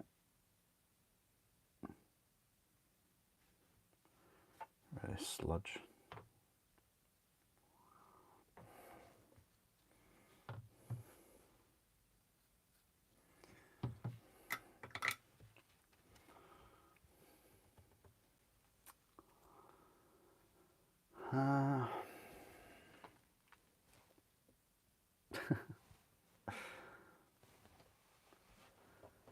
Um, nice one, Daunting. Nice one. Good, good. Yeah, okay. That's all I wanted to paint of the bronze on the sort of toe area, I think. I don't want to paint these couplings bronze. This is going to be gold and black, so that's kind of done. But I do want to clean up some of the bits and pieces here before we start shading. Mainly like these pistons. I could probably go for a second coat soon as well of bronze. In terms of the thing is it's the Warlord Titan that has this exhaust heatsink thing, and I want to get the colours right for that. Great, without bending this cable, this pipe work.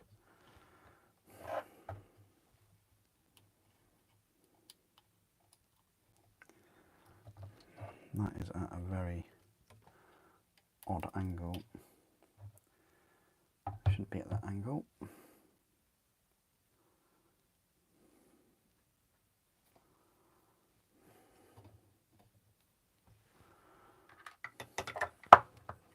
With me, I've got to fix something.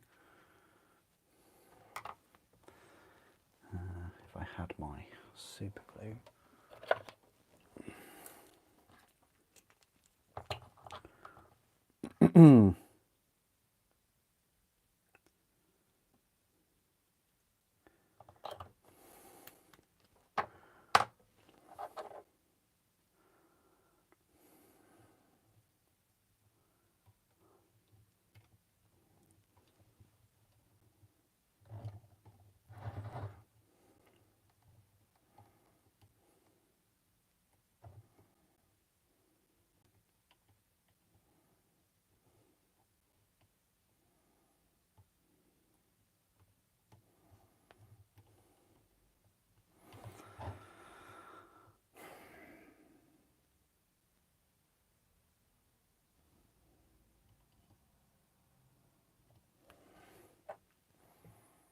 We'll see how that goes.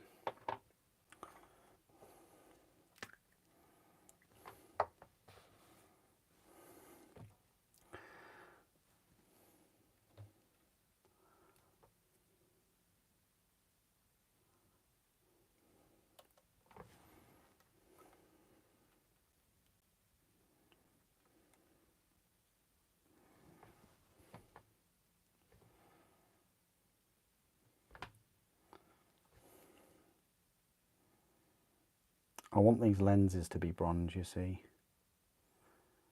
but they are very tricky to get to.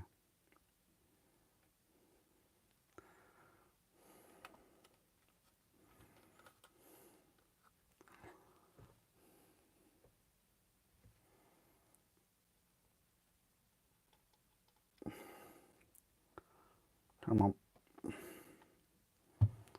Almost like where to put the brush.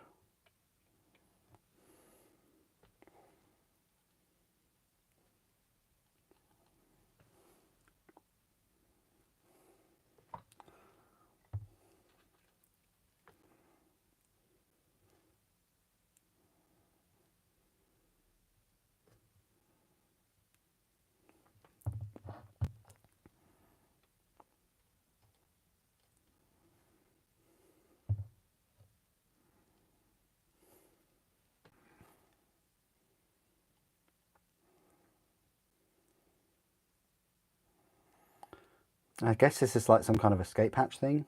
That's quite cool. I like it.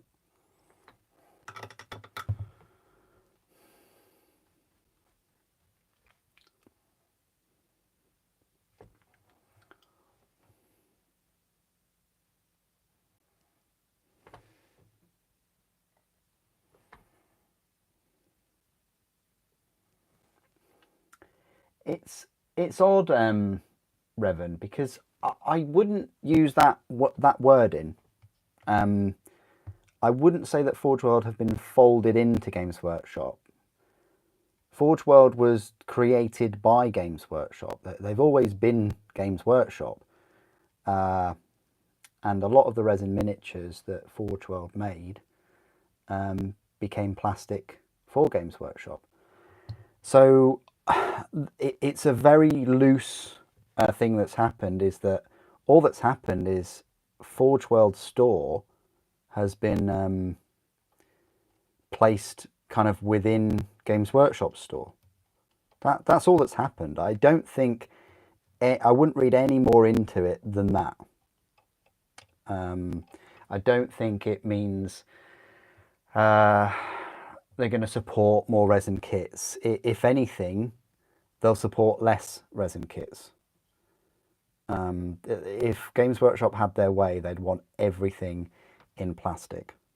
They really would. Forge World was created by Games Workshop for the kits that Games Workshop couldn't justify making the big injection molds for. Too costly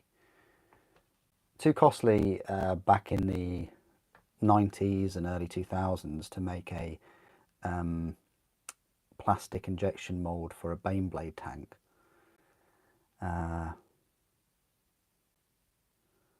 But in resin, Forge World could do it and sell it at such a price, so I think it was about £150 or so, that it was still profitable. And then of course we saw other miniatures like the Trigon and the Valkyrie, and yeah, more recently the Leviathan Dreadnoughts, the Contemptors, the now Cerastus Knights as well, all make their way to plastic. So Forge World have always been kind of like a test bed for the plastic models, and models that Games Workshop wouldn't make as much profit on, or they could lose money on. Look at the characters for Horus Heresy. How many plastic characters do we have for Horus Heresy? Like named characters, only 2, I would say. I don't think the Lion really counts, as that's his 40k version.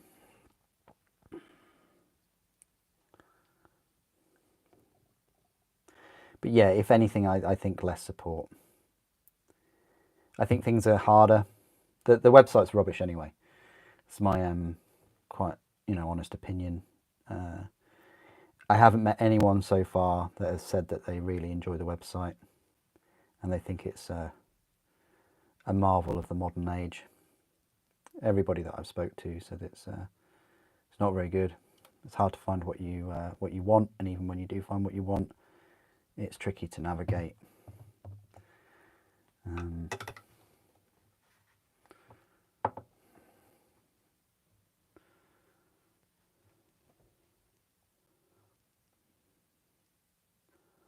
Also, it's not split either, is it? Like, you have to type in what you're looking for. You can't just go, oh, I want to look at resin miniatures, Forge World miniatures. I want to look at resin Forge Worlds, resin Horus Heresy. I want to just look at Titans. The website requires a fair bit of previous knowledge to operate. I wonder if it's a big push to get parents or whoever to go into a store. We're very tech savvy these days, but Warhammer is quite a confusing place.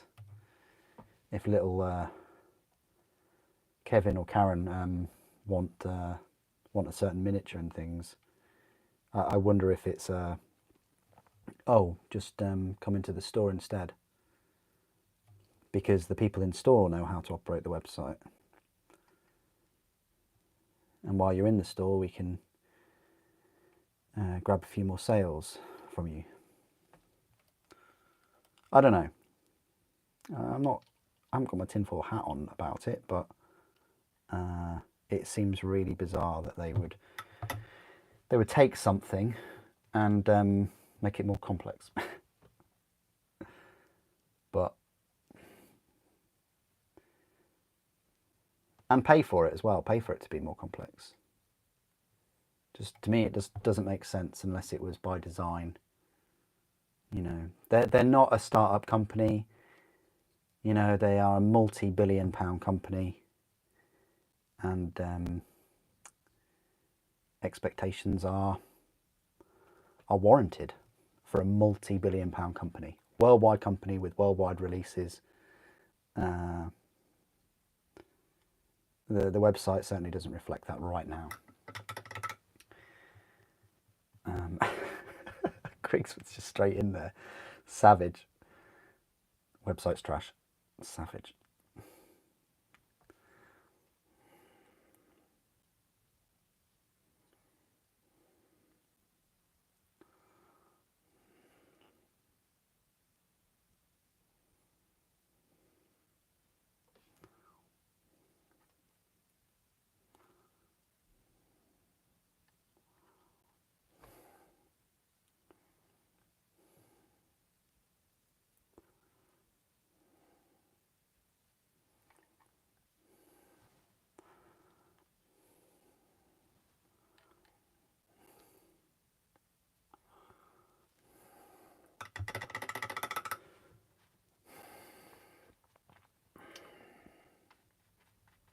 You don't find it hard to look through? Yeah, that's because you've been in the hobby for years.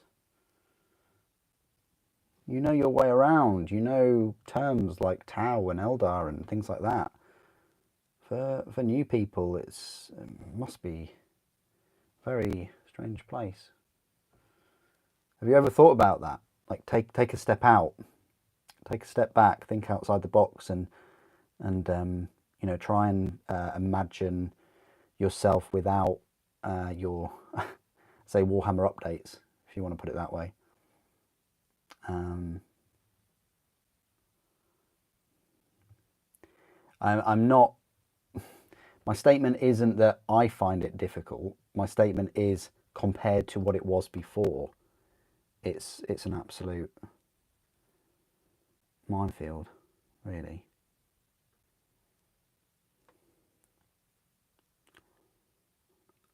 But things are more difficult to search for and find. Before, I could go on Forge World's website, go on the left-hand side, select Space Marines, select a specific legion, look at certain different unit types in that legion. Now you can't do any of that. You have to go in the search bar, type in a unit, and then trawl through the results of that unit name. It's the website, the web store seems like it's a homage to Games Workshop and the hobby, with quick attention span grabbing, kind of quick playing short vids and things. It's really, yeah, not good. That's my final thought on it.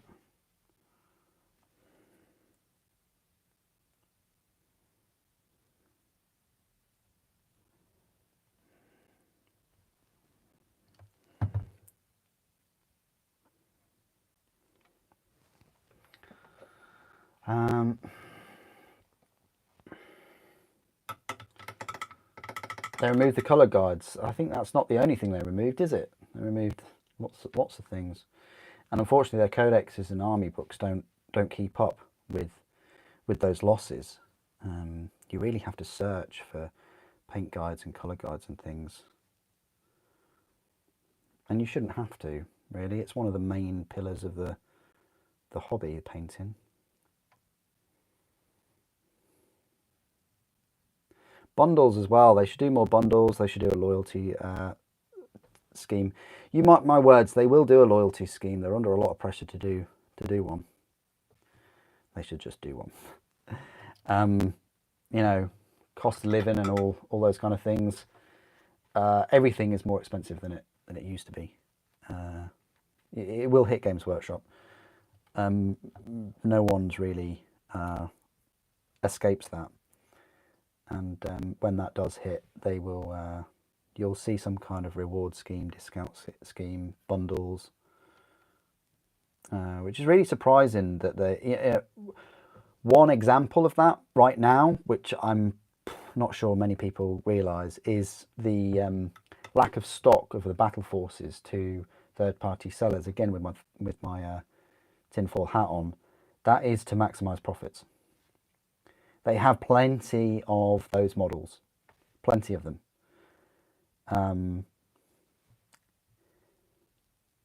It's not because they've run out.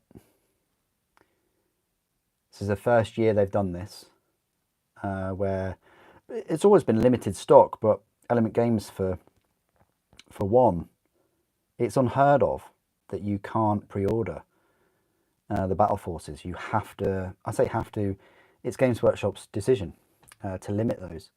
You have to go into Element Games' physical store just to get a battle force. It's an example of Games Workshop trying to maximise as much profit as possible from these discounted sets. So although they're giving you it in one hand, you know, they're giving you the discount, they're doing it under kind of like their own terms, if that kind of makes sense. Hopefully it does.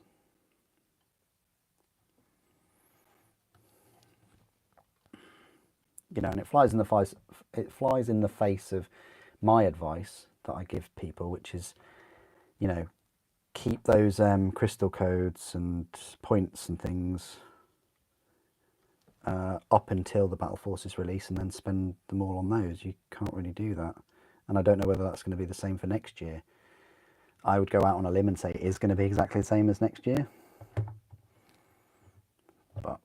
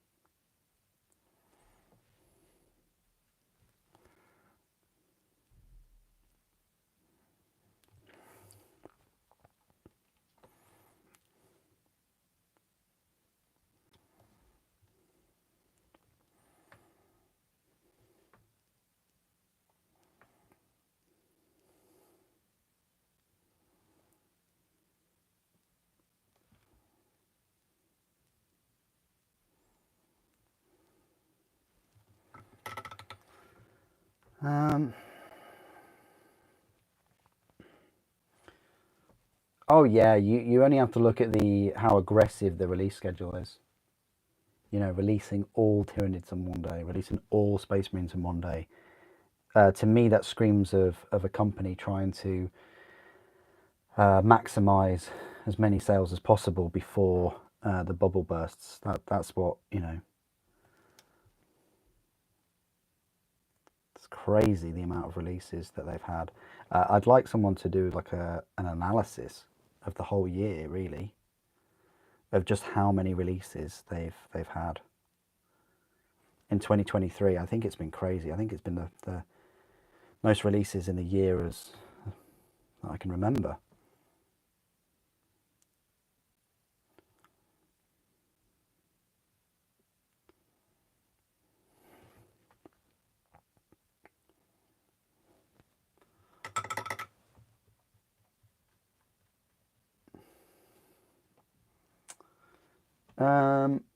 Yeah, I think so. Maybe because the battle forces are out so early. This is pretty early for them to be out as well, isn't it? Normally they're out December time, I think. Yeah, big focus on Imperialis. If you put epic, I know what you mean, of course. I'm not expecting anyone to write Imperialis every time I talk about it.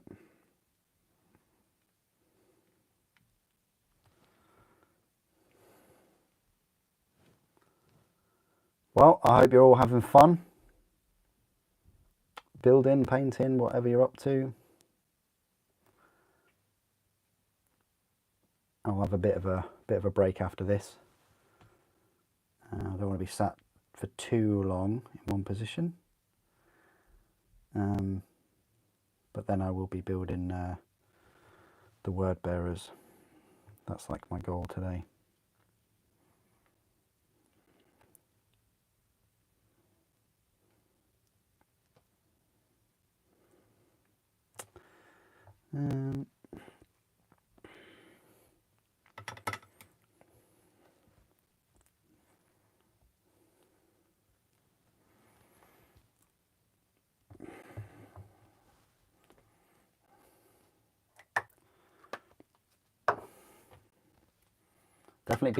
I will definitely be cleaning my brushes today.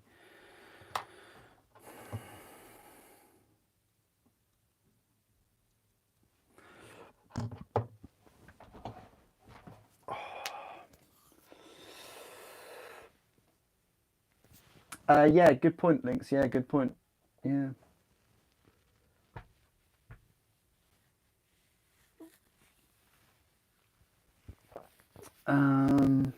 How long are you planning to go? Well, I've been 2 hours and sort of 20 minutes.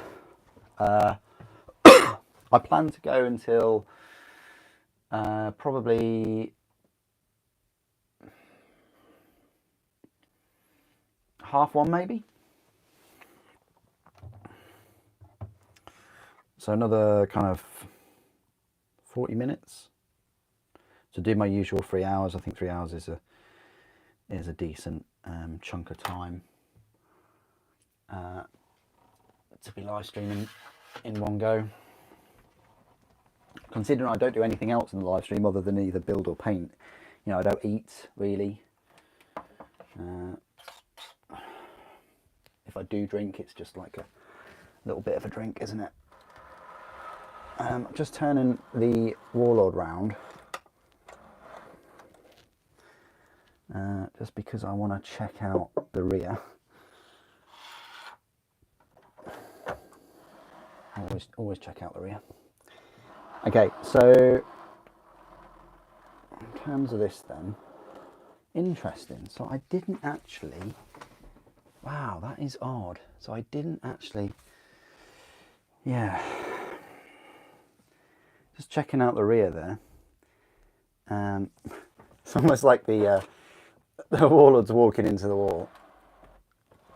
I've got to be careful where that quake cannon is. The rear there, I only put a bit of bronze.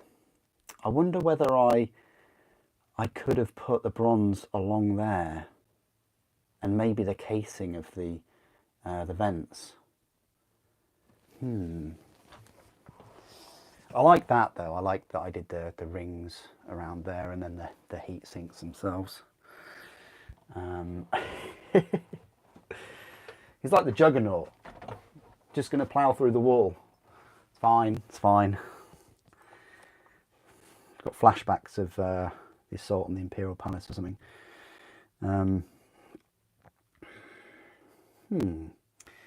Just looking at it, it's good to have a reference though, I'll tell you that. I don't really know what to paint on there, if anything. I could paint the frame.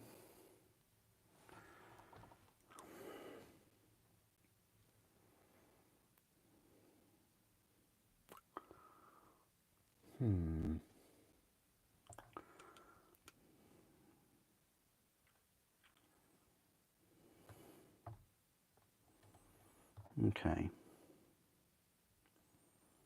I'm getting some inspiration.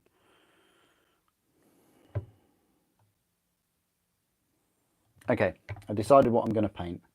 There's like a small emergency stop button there, I think.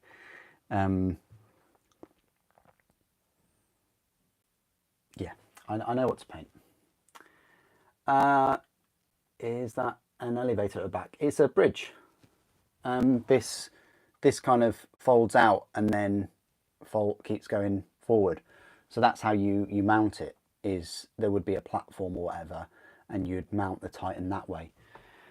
So yeah. Okay, right. Let's get back to this. As much as it's nice looking at the Warlord. So I've decided where I'm gonna paint. So looking at the back of that, I didn't paint these runners, but on this one I will. There's a thin slip of thin band right here, which I will paint.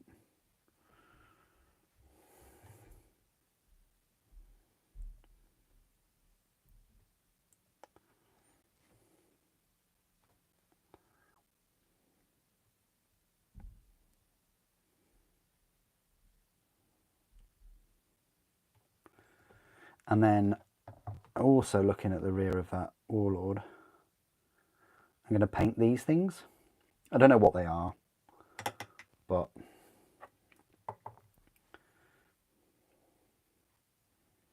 usually the bronze parts of these Titans or Knights are, in my head, the more armoured.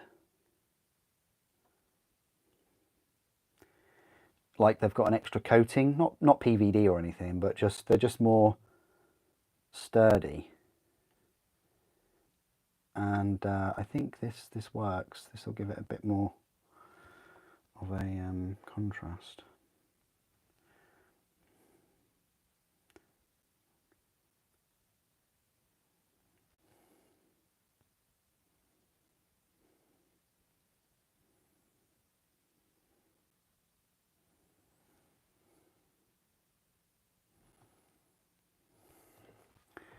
And that's it. I don't feel the need to be painting any more bronze on here.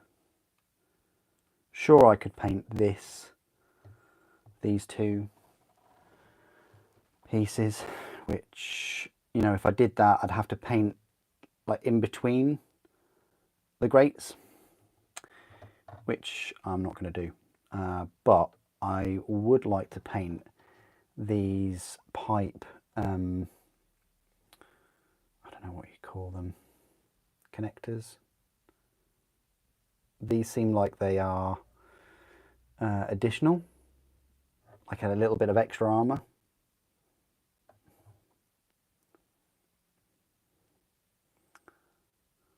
So happy to paint these.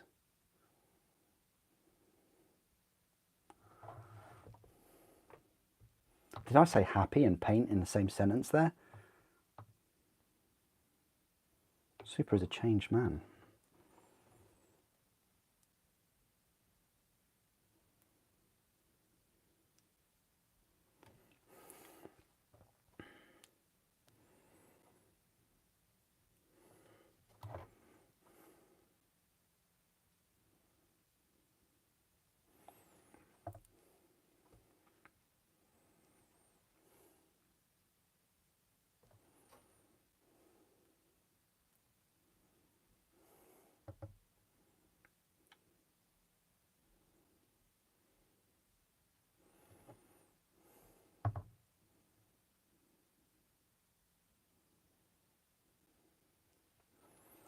I'm not going to paint the hatches for the emergency hatch, as I would like to call it. Hello Jan, how you doing? Good to see you. All good, how are you? Good afternoon over there.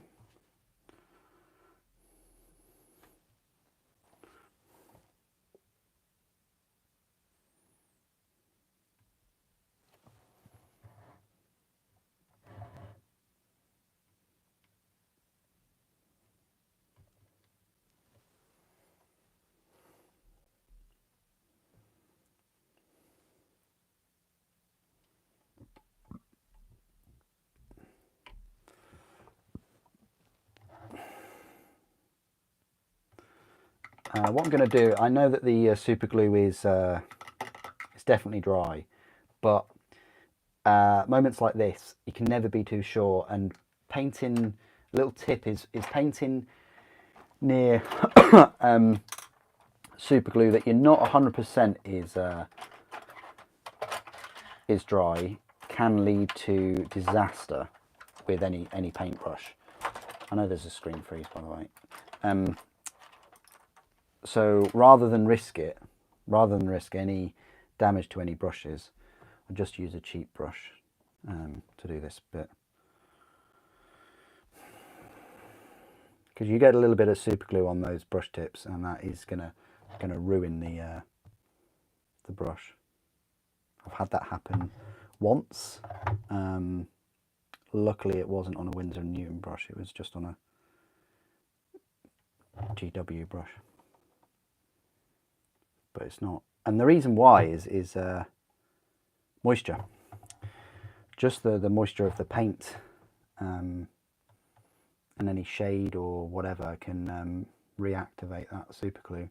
Super glue loves anything with moisture. It's the reason why it sticks your fingers more than whatever it's trying to stick, or whatever you want it to stick.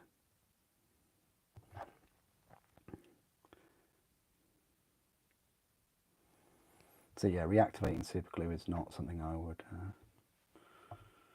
suggest. It's good in a way that we have the screen freeze, because it means that we're not that far off the end of the stream. It's a good reminder to me.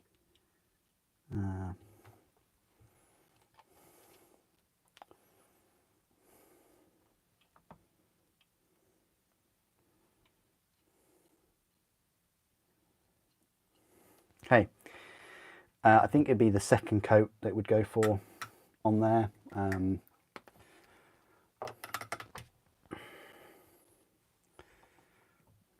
But what I would like to do is at least paint one of these.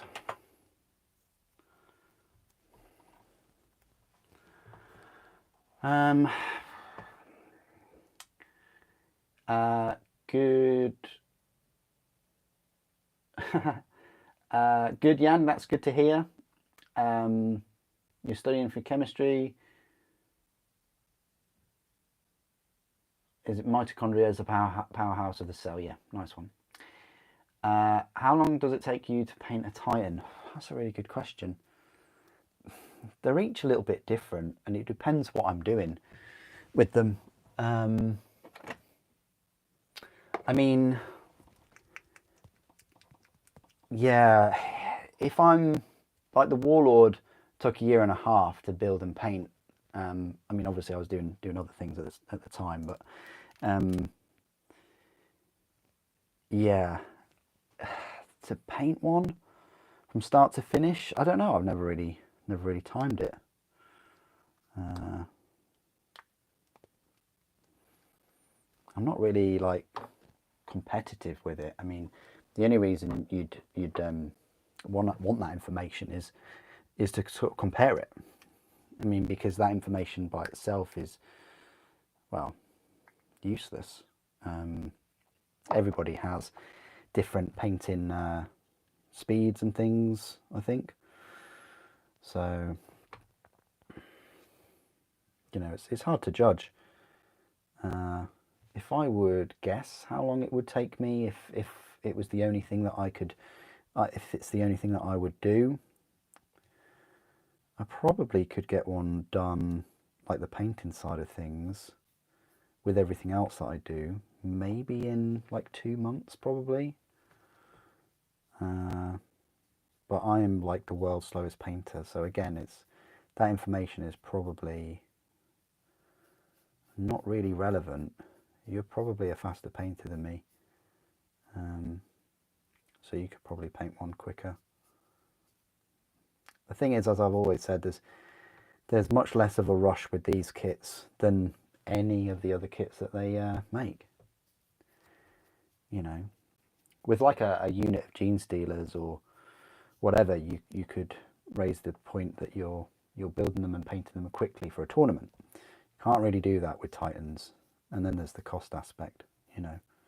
You're really wanting to rush a unit, a product that has cost you well over 1,000. Seems like diminishing returns, really, if you're being quick about completing a Titan quickly. How many live streams have I done for this one? I can't really remember. This is the 3rd or 4th, is it? I even did a couple of live streams building it a few years ago.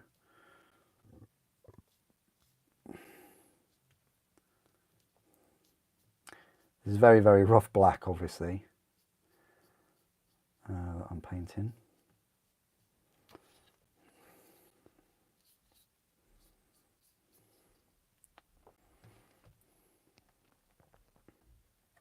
I need some more water on that wet palette.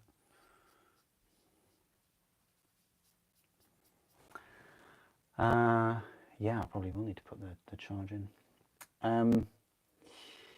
Let me just read some more of your comments. Endoplasma ticreticulum. Crikey. If you can quit all your jobs and do an adventure, would you do it? Do an adventure? If I could quit all my jobs. I wouldn't want to quit all my jobs. The human brain is very efficient. It's probably too efficient. You know, you win a lot of money and you go on holiday. You know, see how much you fidget after 3 weeks on a beach. You know, your brain wants you to be doing things, problem solving, all those kind of stuff. So I would love to go. I wouldn't quit the jobs. I'd put them on hold. Is it like a sabbatical? That would be nice, to put everything on hold, even YouTube. You know, to go on adventure for a year. That would be amazing. It really would.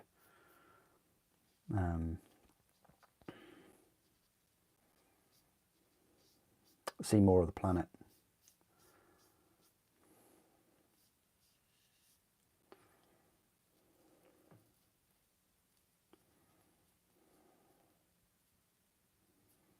Definitely, that would be cool.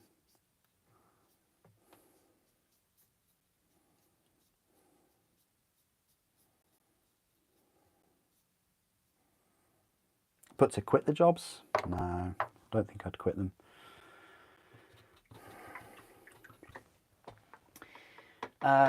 Do you plan to do a lore video behind your colour scheme? Oh, that would be cool. Well, the colour scheme I've gone for is for Legio Xerxes, and they are Legio Xerxes. They do exist in the lore.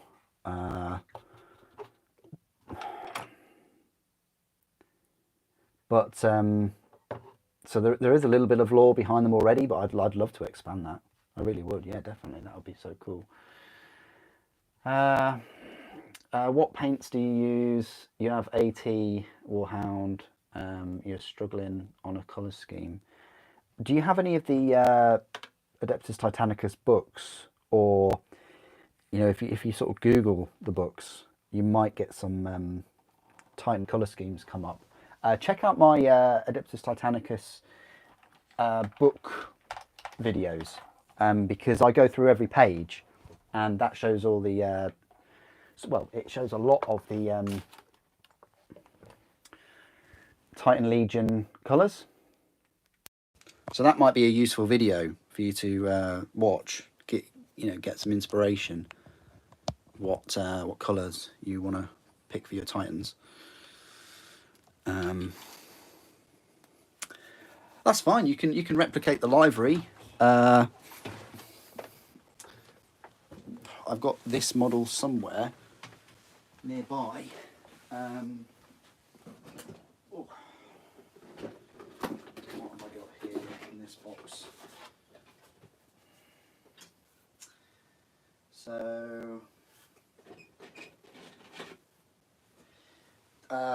So some of the content for next month will be Adeptus Titanicus. It's still Titans and Knights, but yeah, works well with Cerastus Knights. That's pretty much what my Cerastus Knight Lance is going to look like, and then got my little Questoris Knight. These are without the shading, so that's why the gold looks so bright. But yeah, it works. They work well for Titanicus too. I don't think I'll create a epic version of my armies. I don't think I'll go that far, but yeah.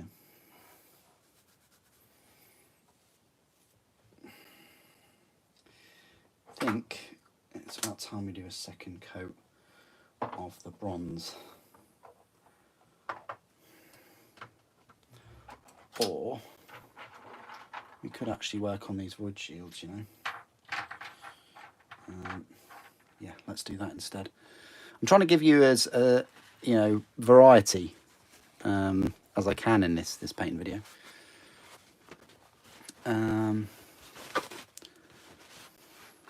It really makes you want to paint some stuff. Yeah, go for it, Jan. Well, oh, sorry, you're revising, aren't you? Yeah, college first, my friend, always. You know, just have some time allocated, though, for your hobby. That's important. Where's my Necron compound? There it is.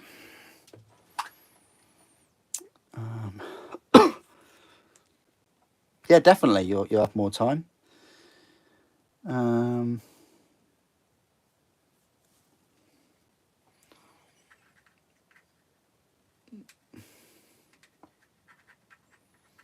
That's the thing about exams, like, they're only short term.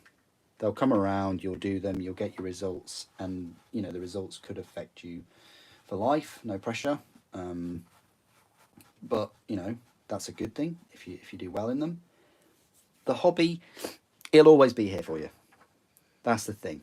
Friends, girlfriends, partners, wives, you know, health, whatever, jobs. What I've learned is the hobby is always here for you to come back to.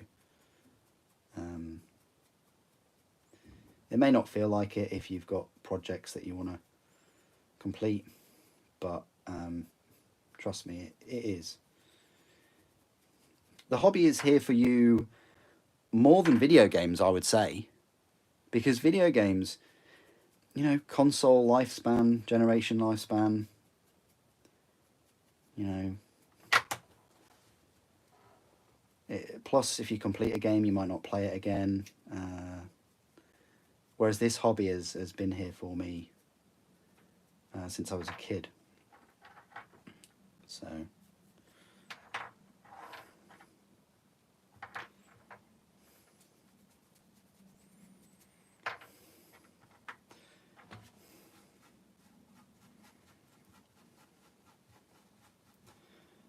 that's the great thing about having a bit of a backlog as well.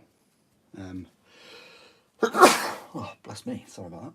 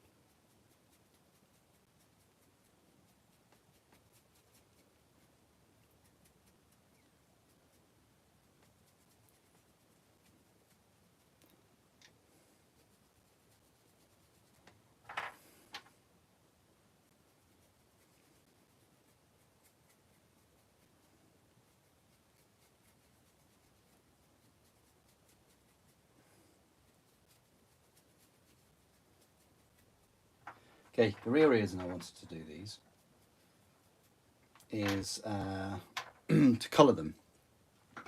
Any idea what colour I should go for? I mean, the Reaver, they're red, but they're the old style Void Shields. They're a bit terrible. The Warlord blue.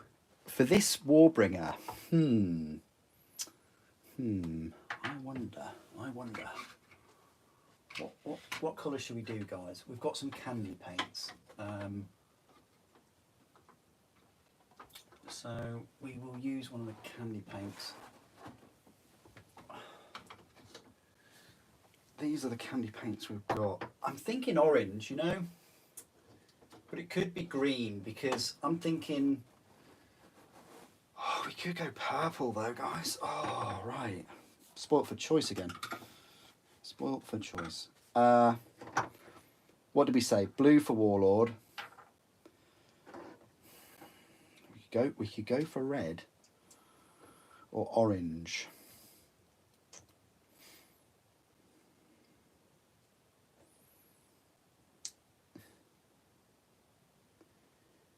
Maybe we go for orange. I think I'm gonna. We'll see how strong orange is.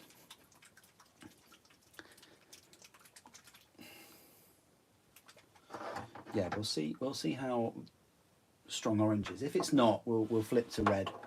But I would rather red or yellow for the volcano cannon one. Oh, that looks gorgeous in there.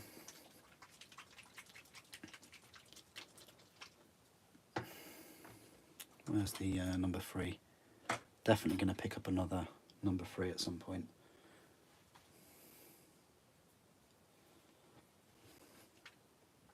Oh, we've got some bronze to paint as well. Because I'll be holding it. Let's do the bronze first. I know, more bronze. I know. Can't really get away from it, can we? In this model.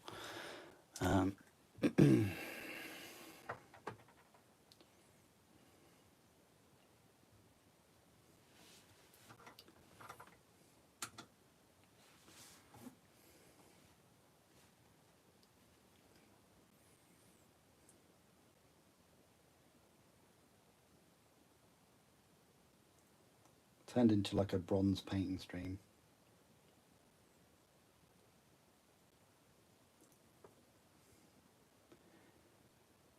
The Warbringer has 6 Void Shields.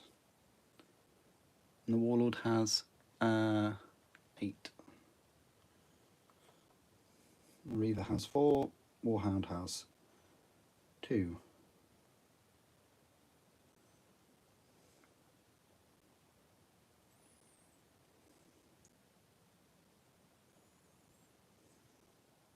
By the way, this is going to be a lot of what December looks like. You know, Titans everywhere. I hope you enjoy.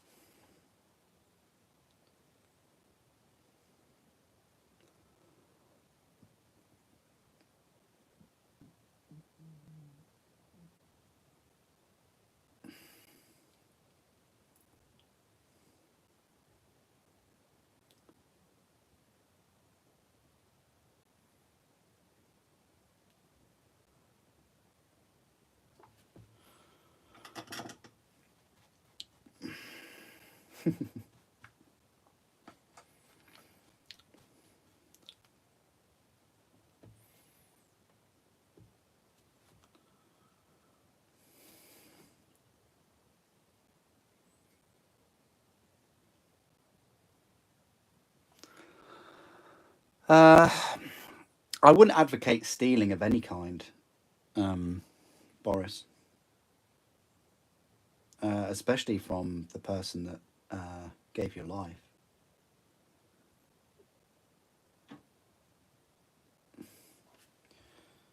I'd show a bit more respect.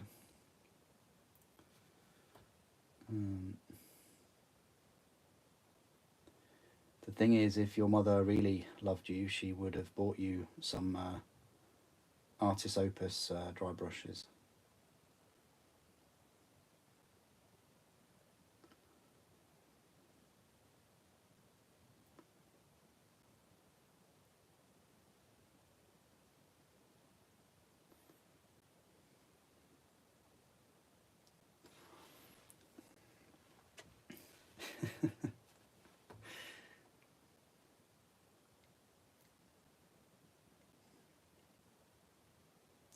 No.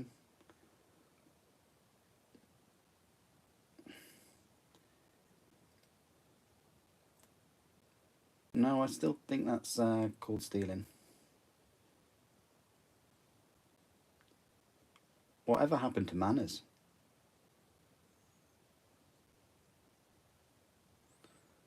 They keep changing the story as well. Gone from stealing to borrowing. Whatever next. Hopefully the next stage is asking. Asking your mother if there are any makeup brushes that she no longer needs.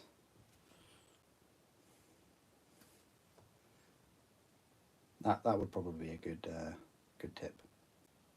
Well, a good tip anyway is asking people to borrow things, or if they've got anything spare that they're not using. Recycle.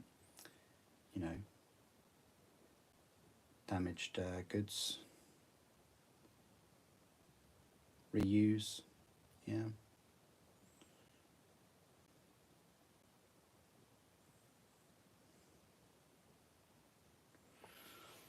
Anyway, we're only going to do 2 of these bronze things.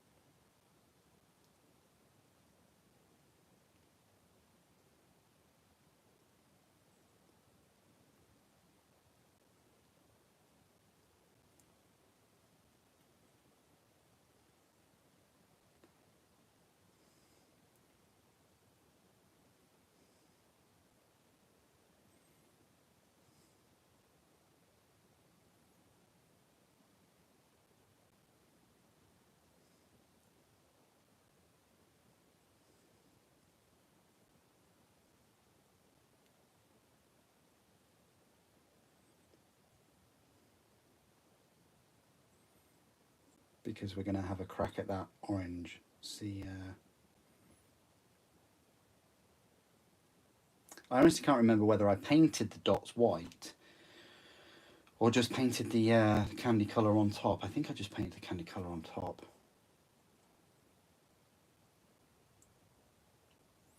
We'll have a go with both schemes. See which works best.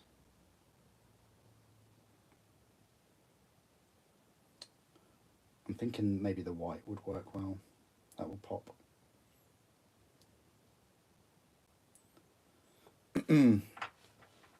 Yeah, let's do that now.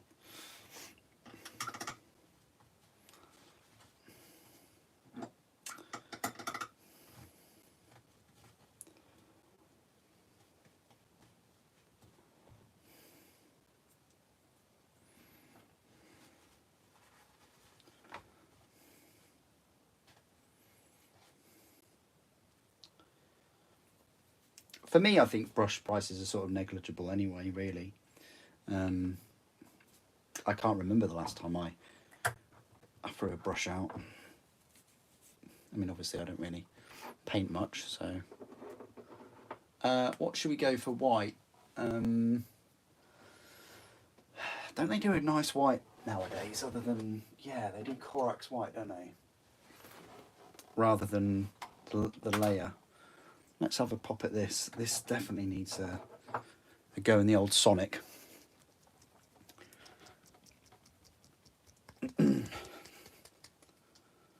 Sonic shaker.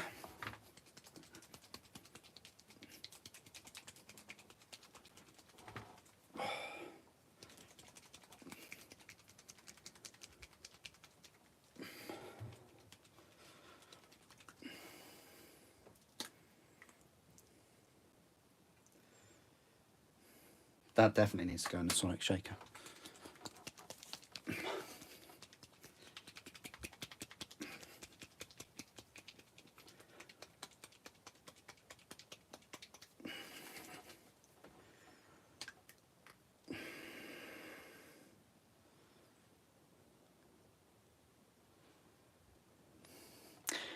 Yeah, but Boris's advice of stealing trumps both of your suggestions. Like, that's what I don't understand in this conversation, is that Boris basically said, steal something, then it's free, and then and then your your responses to that was, you can just get the cheap ones, or you can get the $1 ones. Like that is an upgrade to stealing. It's just strange, it really is. And all this on a on a cheap model, right? I don't know which one I painted first. What we'll do is we'll just see if that will take. I don't know about this. This is I'm in an uncharted territory right now. Let's see what happens. Just a bit of a heads up, I'll be leaving the stream in about 6 or 7 minutes.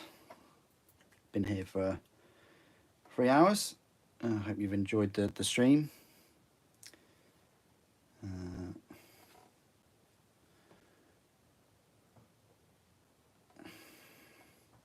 Right, orange. Let's see. Let's see if orange takes. No. Oh, it comes out yellow, doesn't it? Pyroclast orange. Comes out yellow.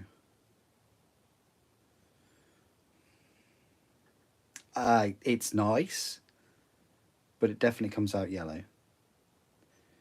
Maybe 2 coats. I don't know whether that pops enough for my liking. I don't know. I really want this white to you know, white to dry so we can see. Let's see.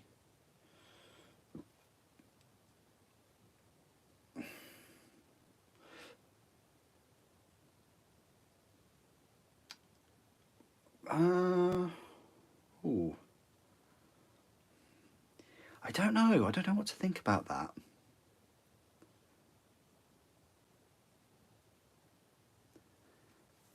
It looks more yellow. And the thing is, we've got a yellow. We've got Sigismund yellow. So might just go purple, you know. Right, so we've got the blue, which works well. I've got every faith that the green and purple will work well. The green is going on the other warlord. I kind of want red on the laser one. Do we have red? The shroud. Do we have red? Purple. Oh yeah. Apologies. Angron red. Of course. Of course, red is gonna look fantastic, but I want that on the lasers. This really kind of has to be either purple or yellow. Let's see what yellow looks like.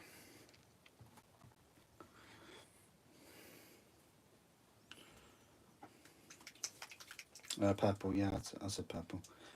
Let's see what purple looks like. The thing is, that looks more pastel-y. That's why I'm not a fan. And the orange would need another coat. Yeah, I don't like the way that's going. That looks more like a light than a void shield. They are thin, I guess, but you know, they're blue. They're supposed to be thin because they're candy paint, so they go over like a barrel or something.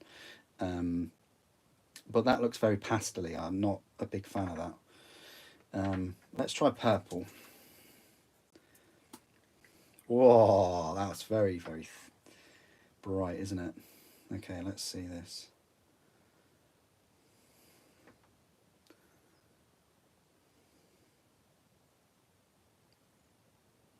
Oh, that looks quite thin.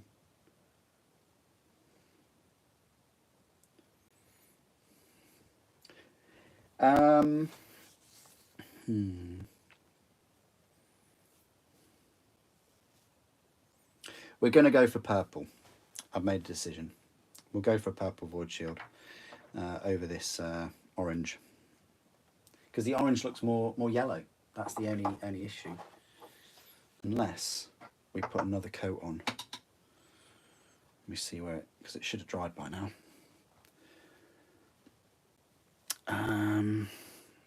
No, it's not going over white now. It just makes it look too pastely. The blue didn't go over white. So let's see if we can darken this orange. Oh yeah, that's better.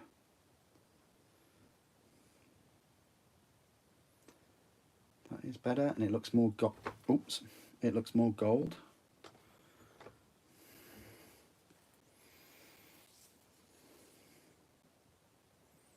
It does look more yellow though.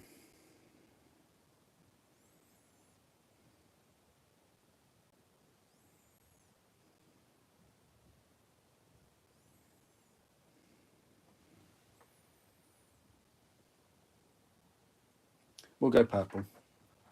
Made my mind up. I'm sticking to it.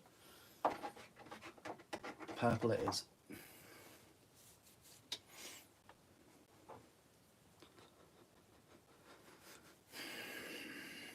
Because then we've got green and blue for the warlords, purple and red for the Warbringers.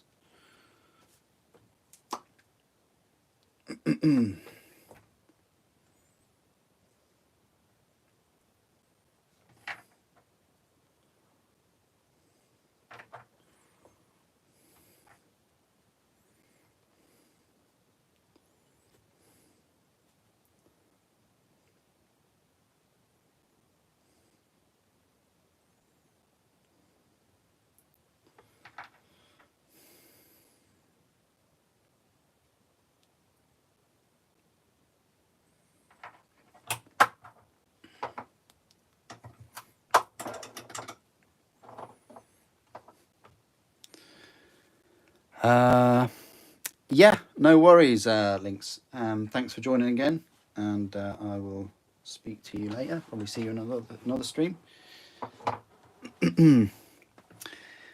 What are you going to close 2023 with? Oh,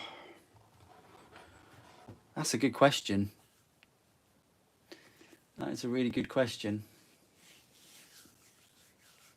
I'd love to do something epic like my entire Primaris collection or something like that, but there's a few models I need to build, like the other Astraeus, so that's probably not going to be a thing.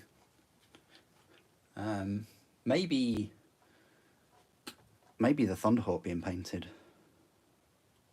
That'd be nice to review that. I like to do a showcase. I'd be happy with that.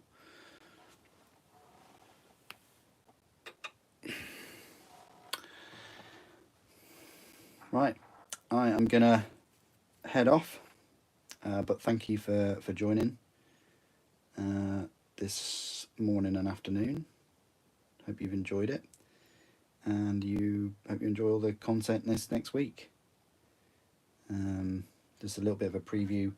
We've got the Night Castigator tomorrow, and then we've got some Space Marine reviews. There are going to be some Tyranid reviews as well coming out, because it is November. Like the Swarmlord, thanks to Revan, reminding me that I didn't do a review of it. So yeah, hope you enjoy all of the content, and yeah, thank you for joining me today. Thank you for watching. The Emperor protects.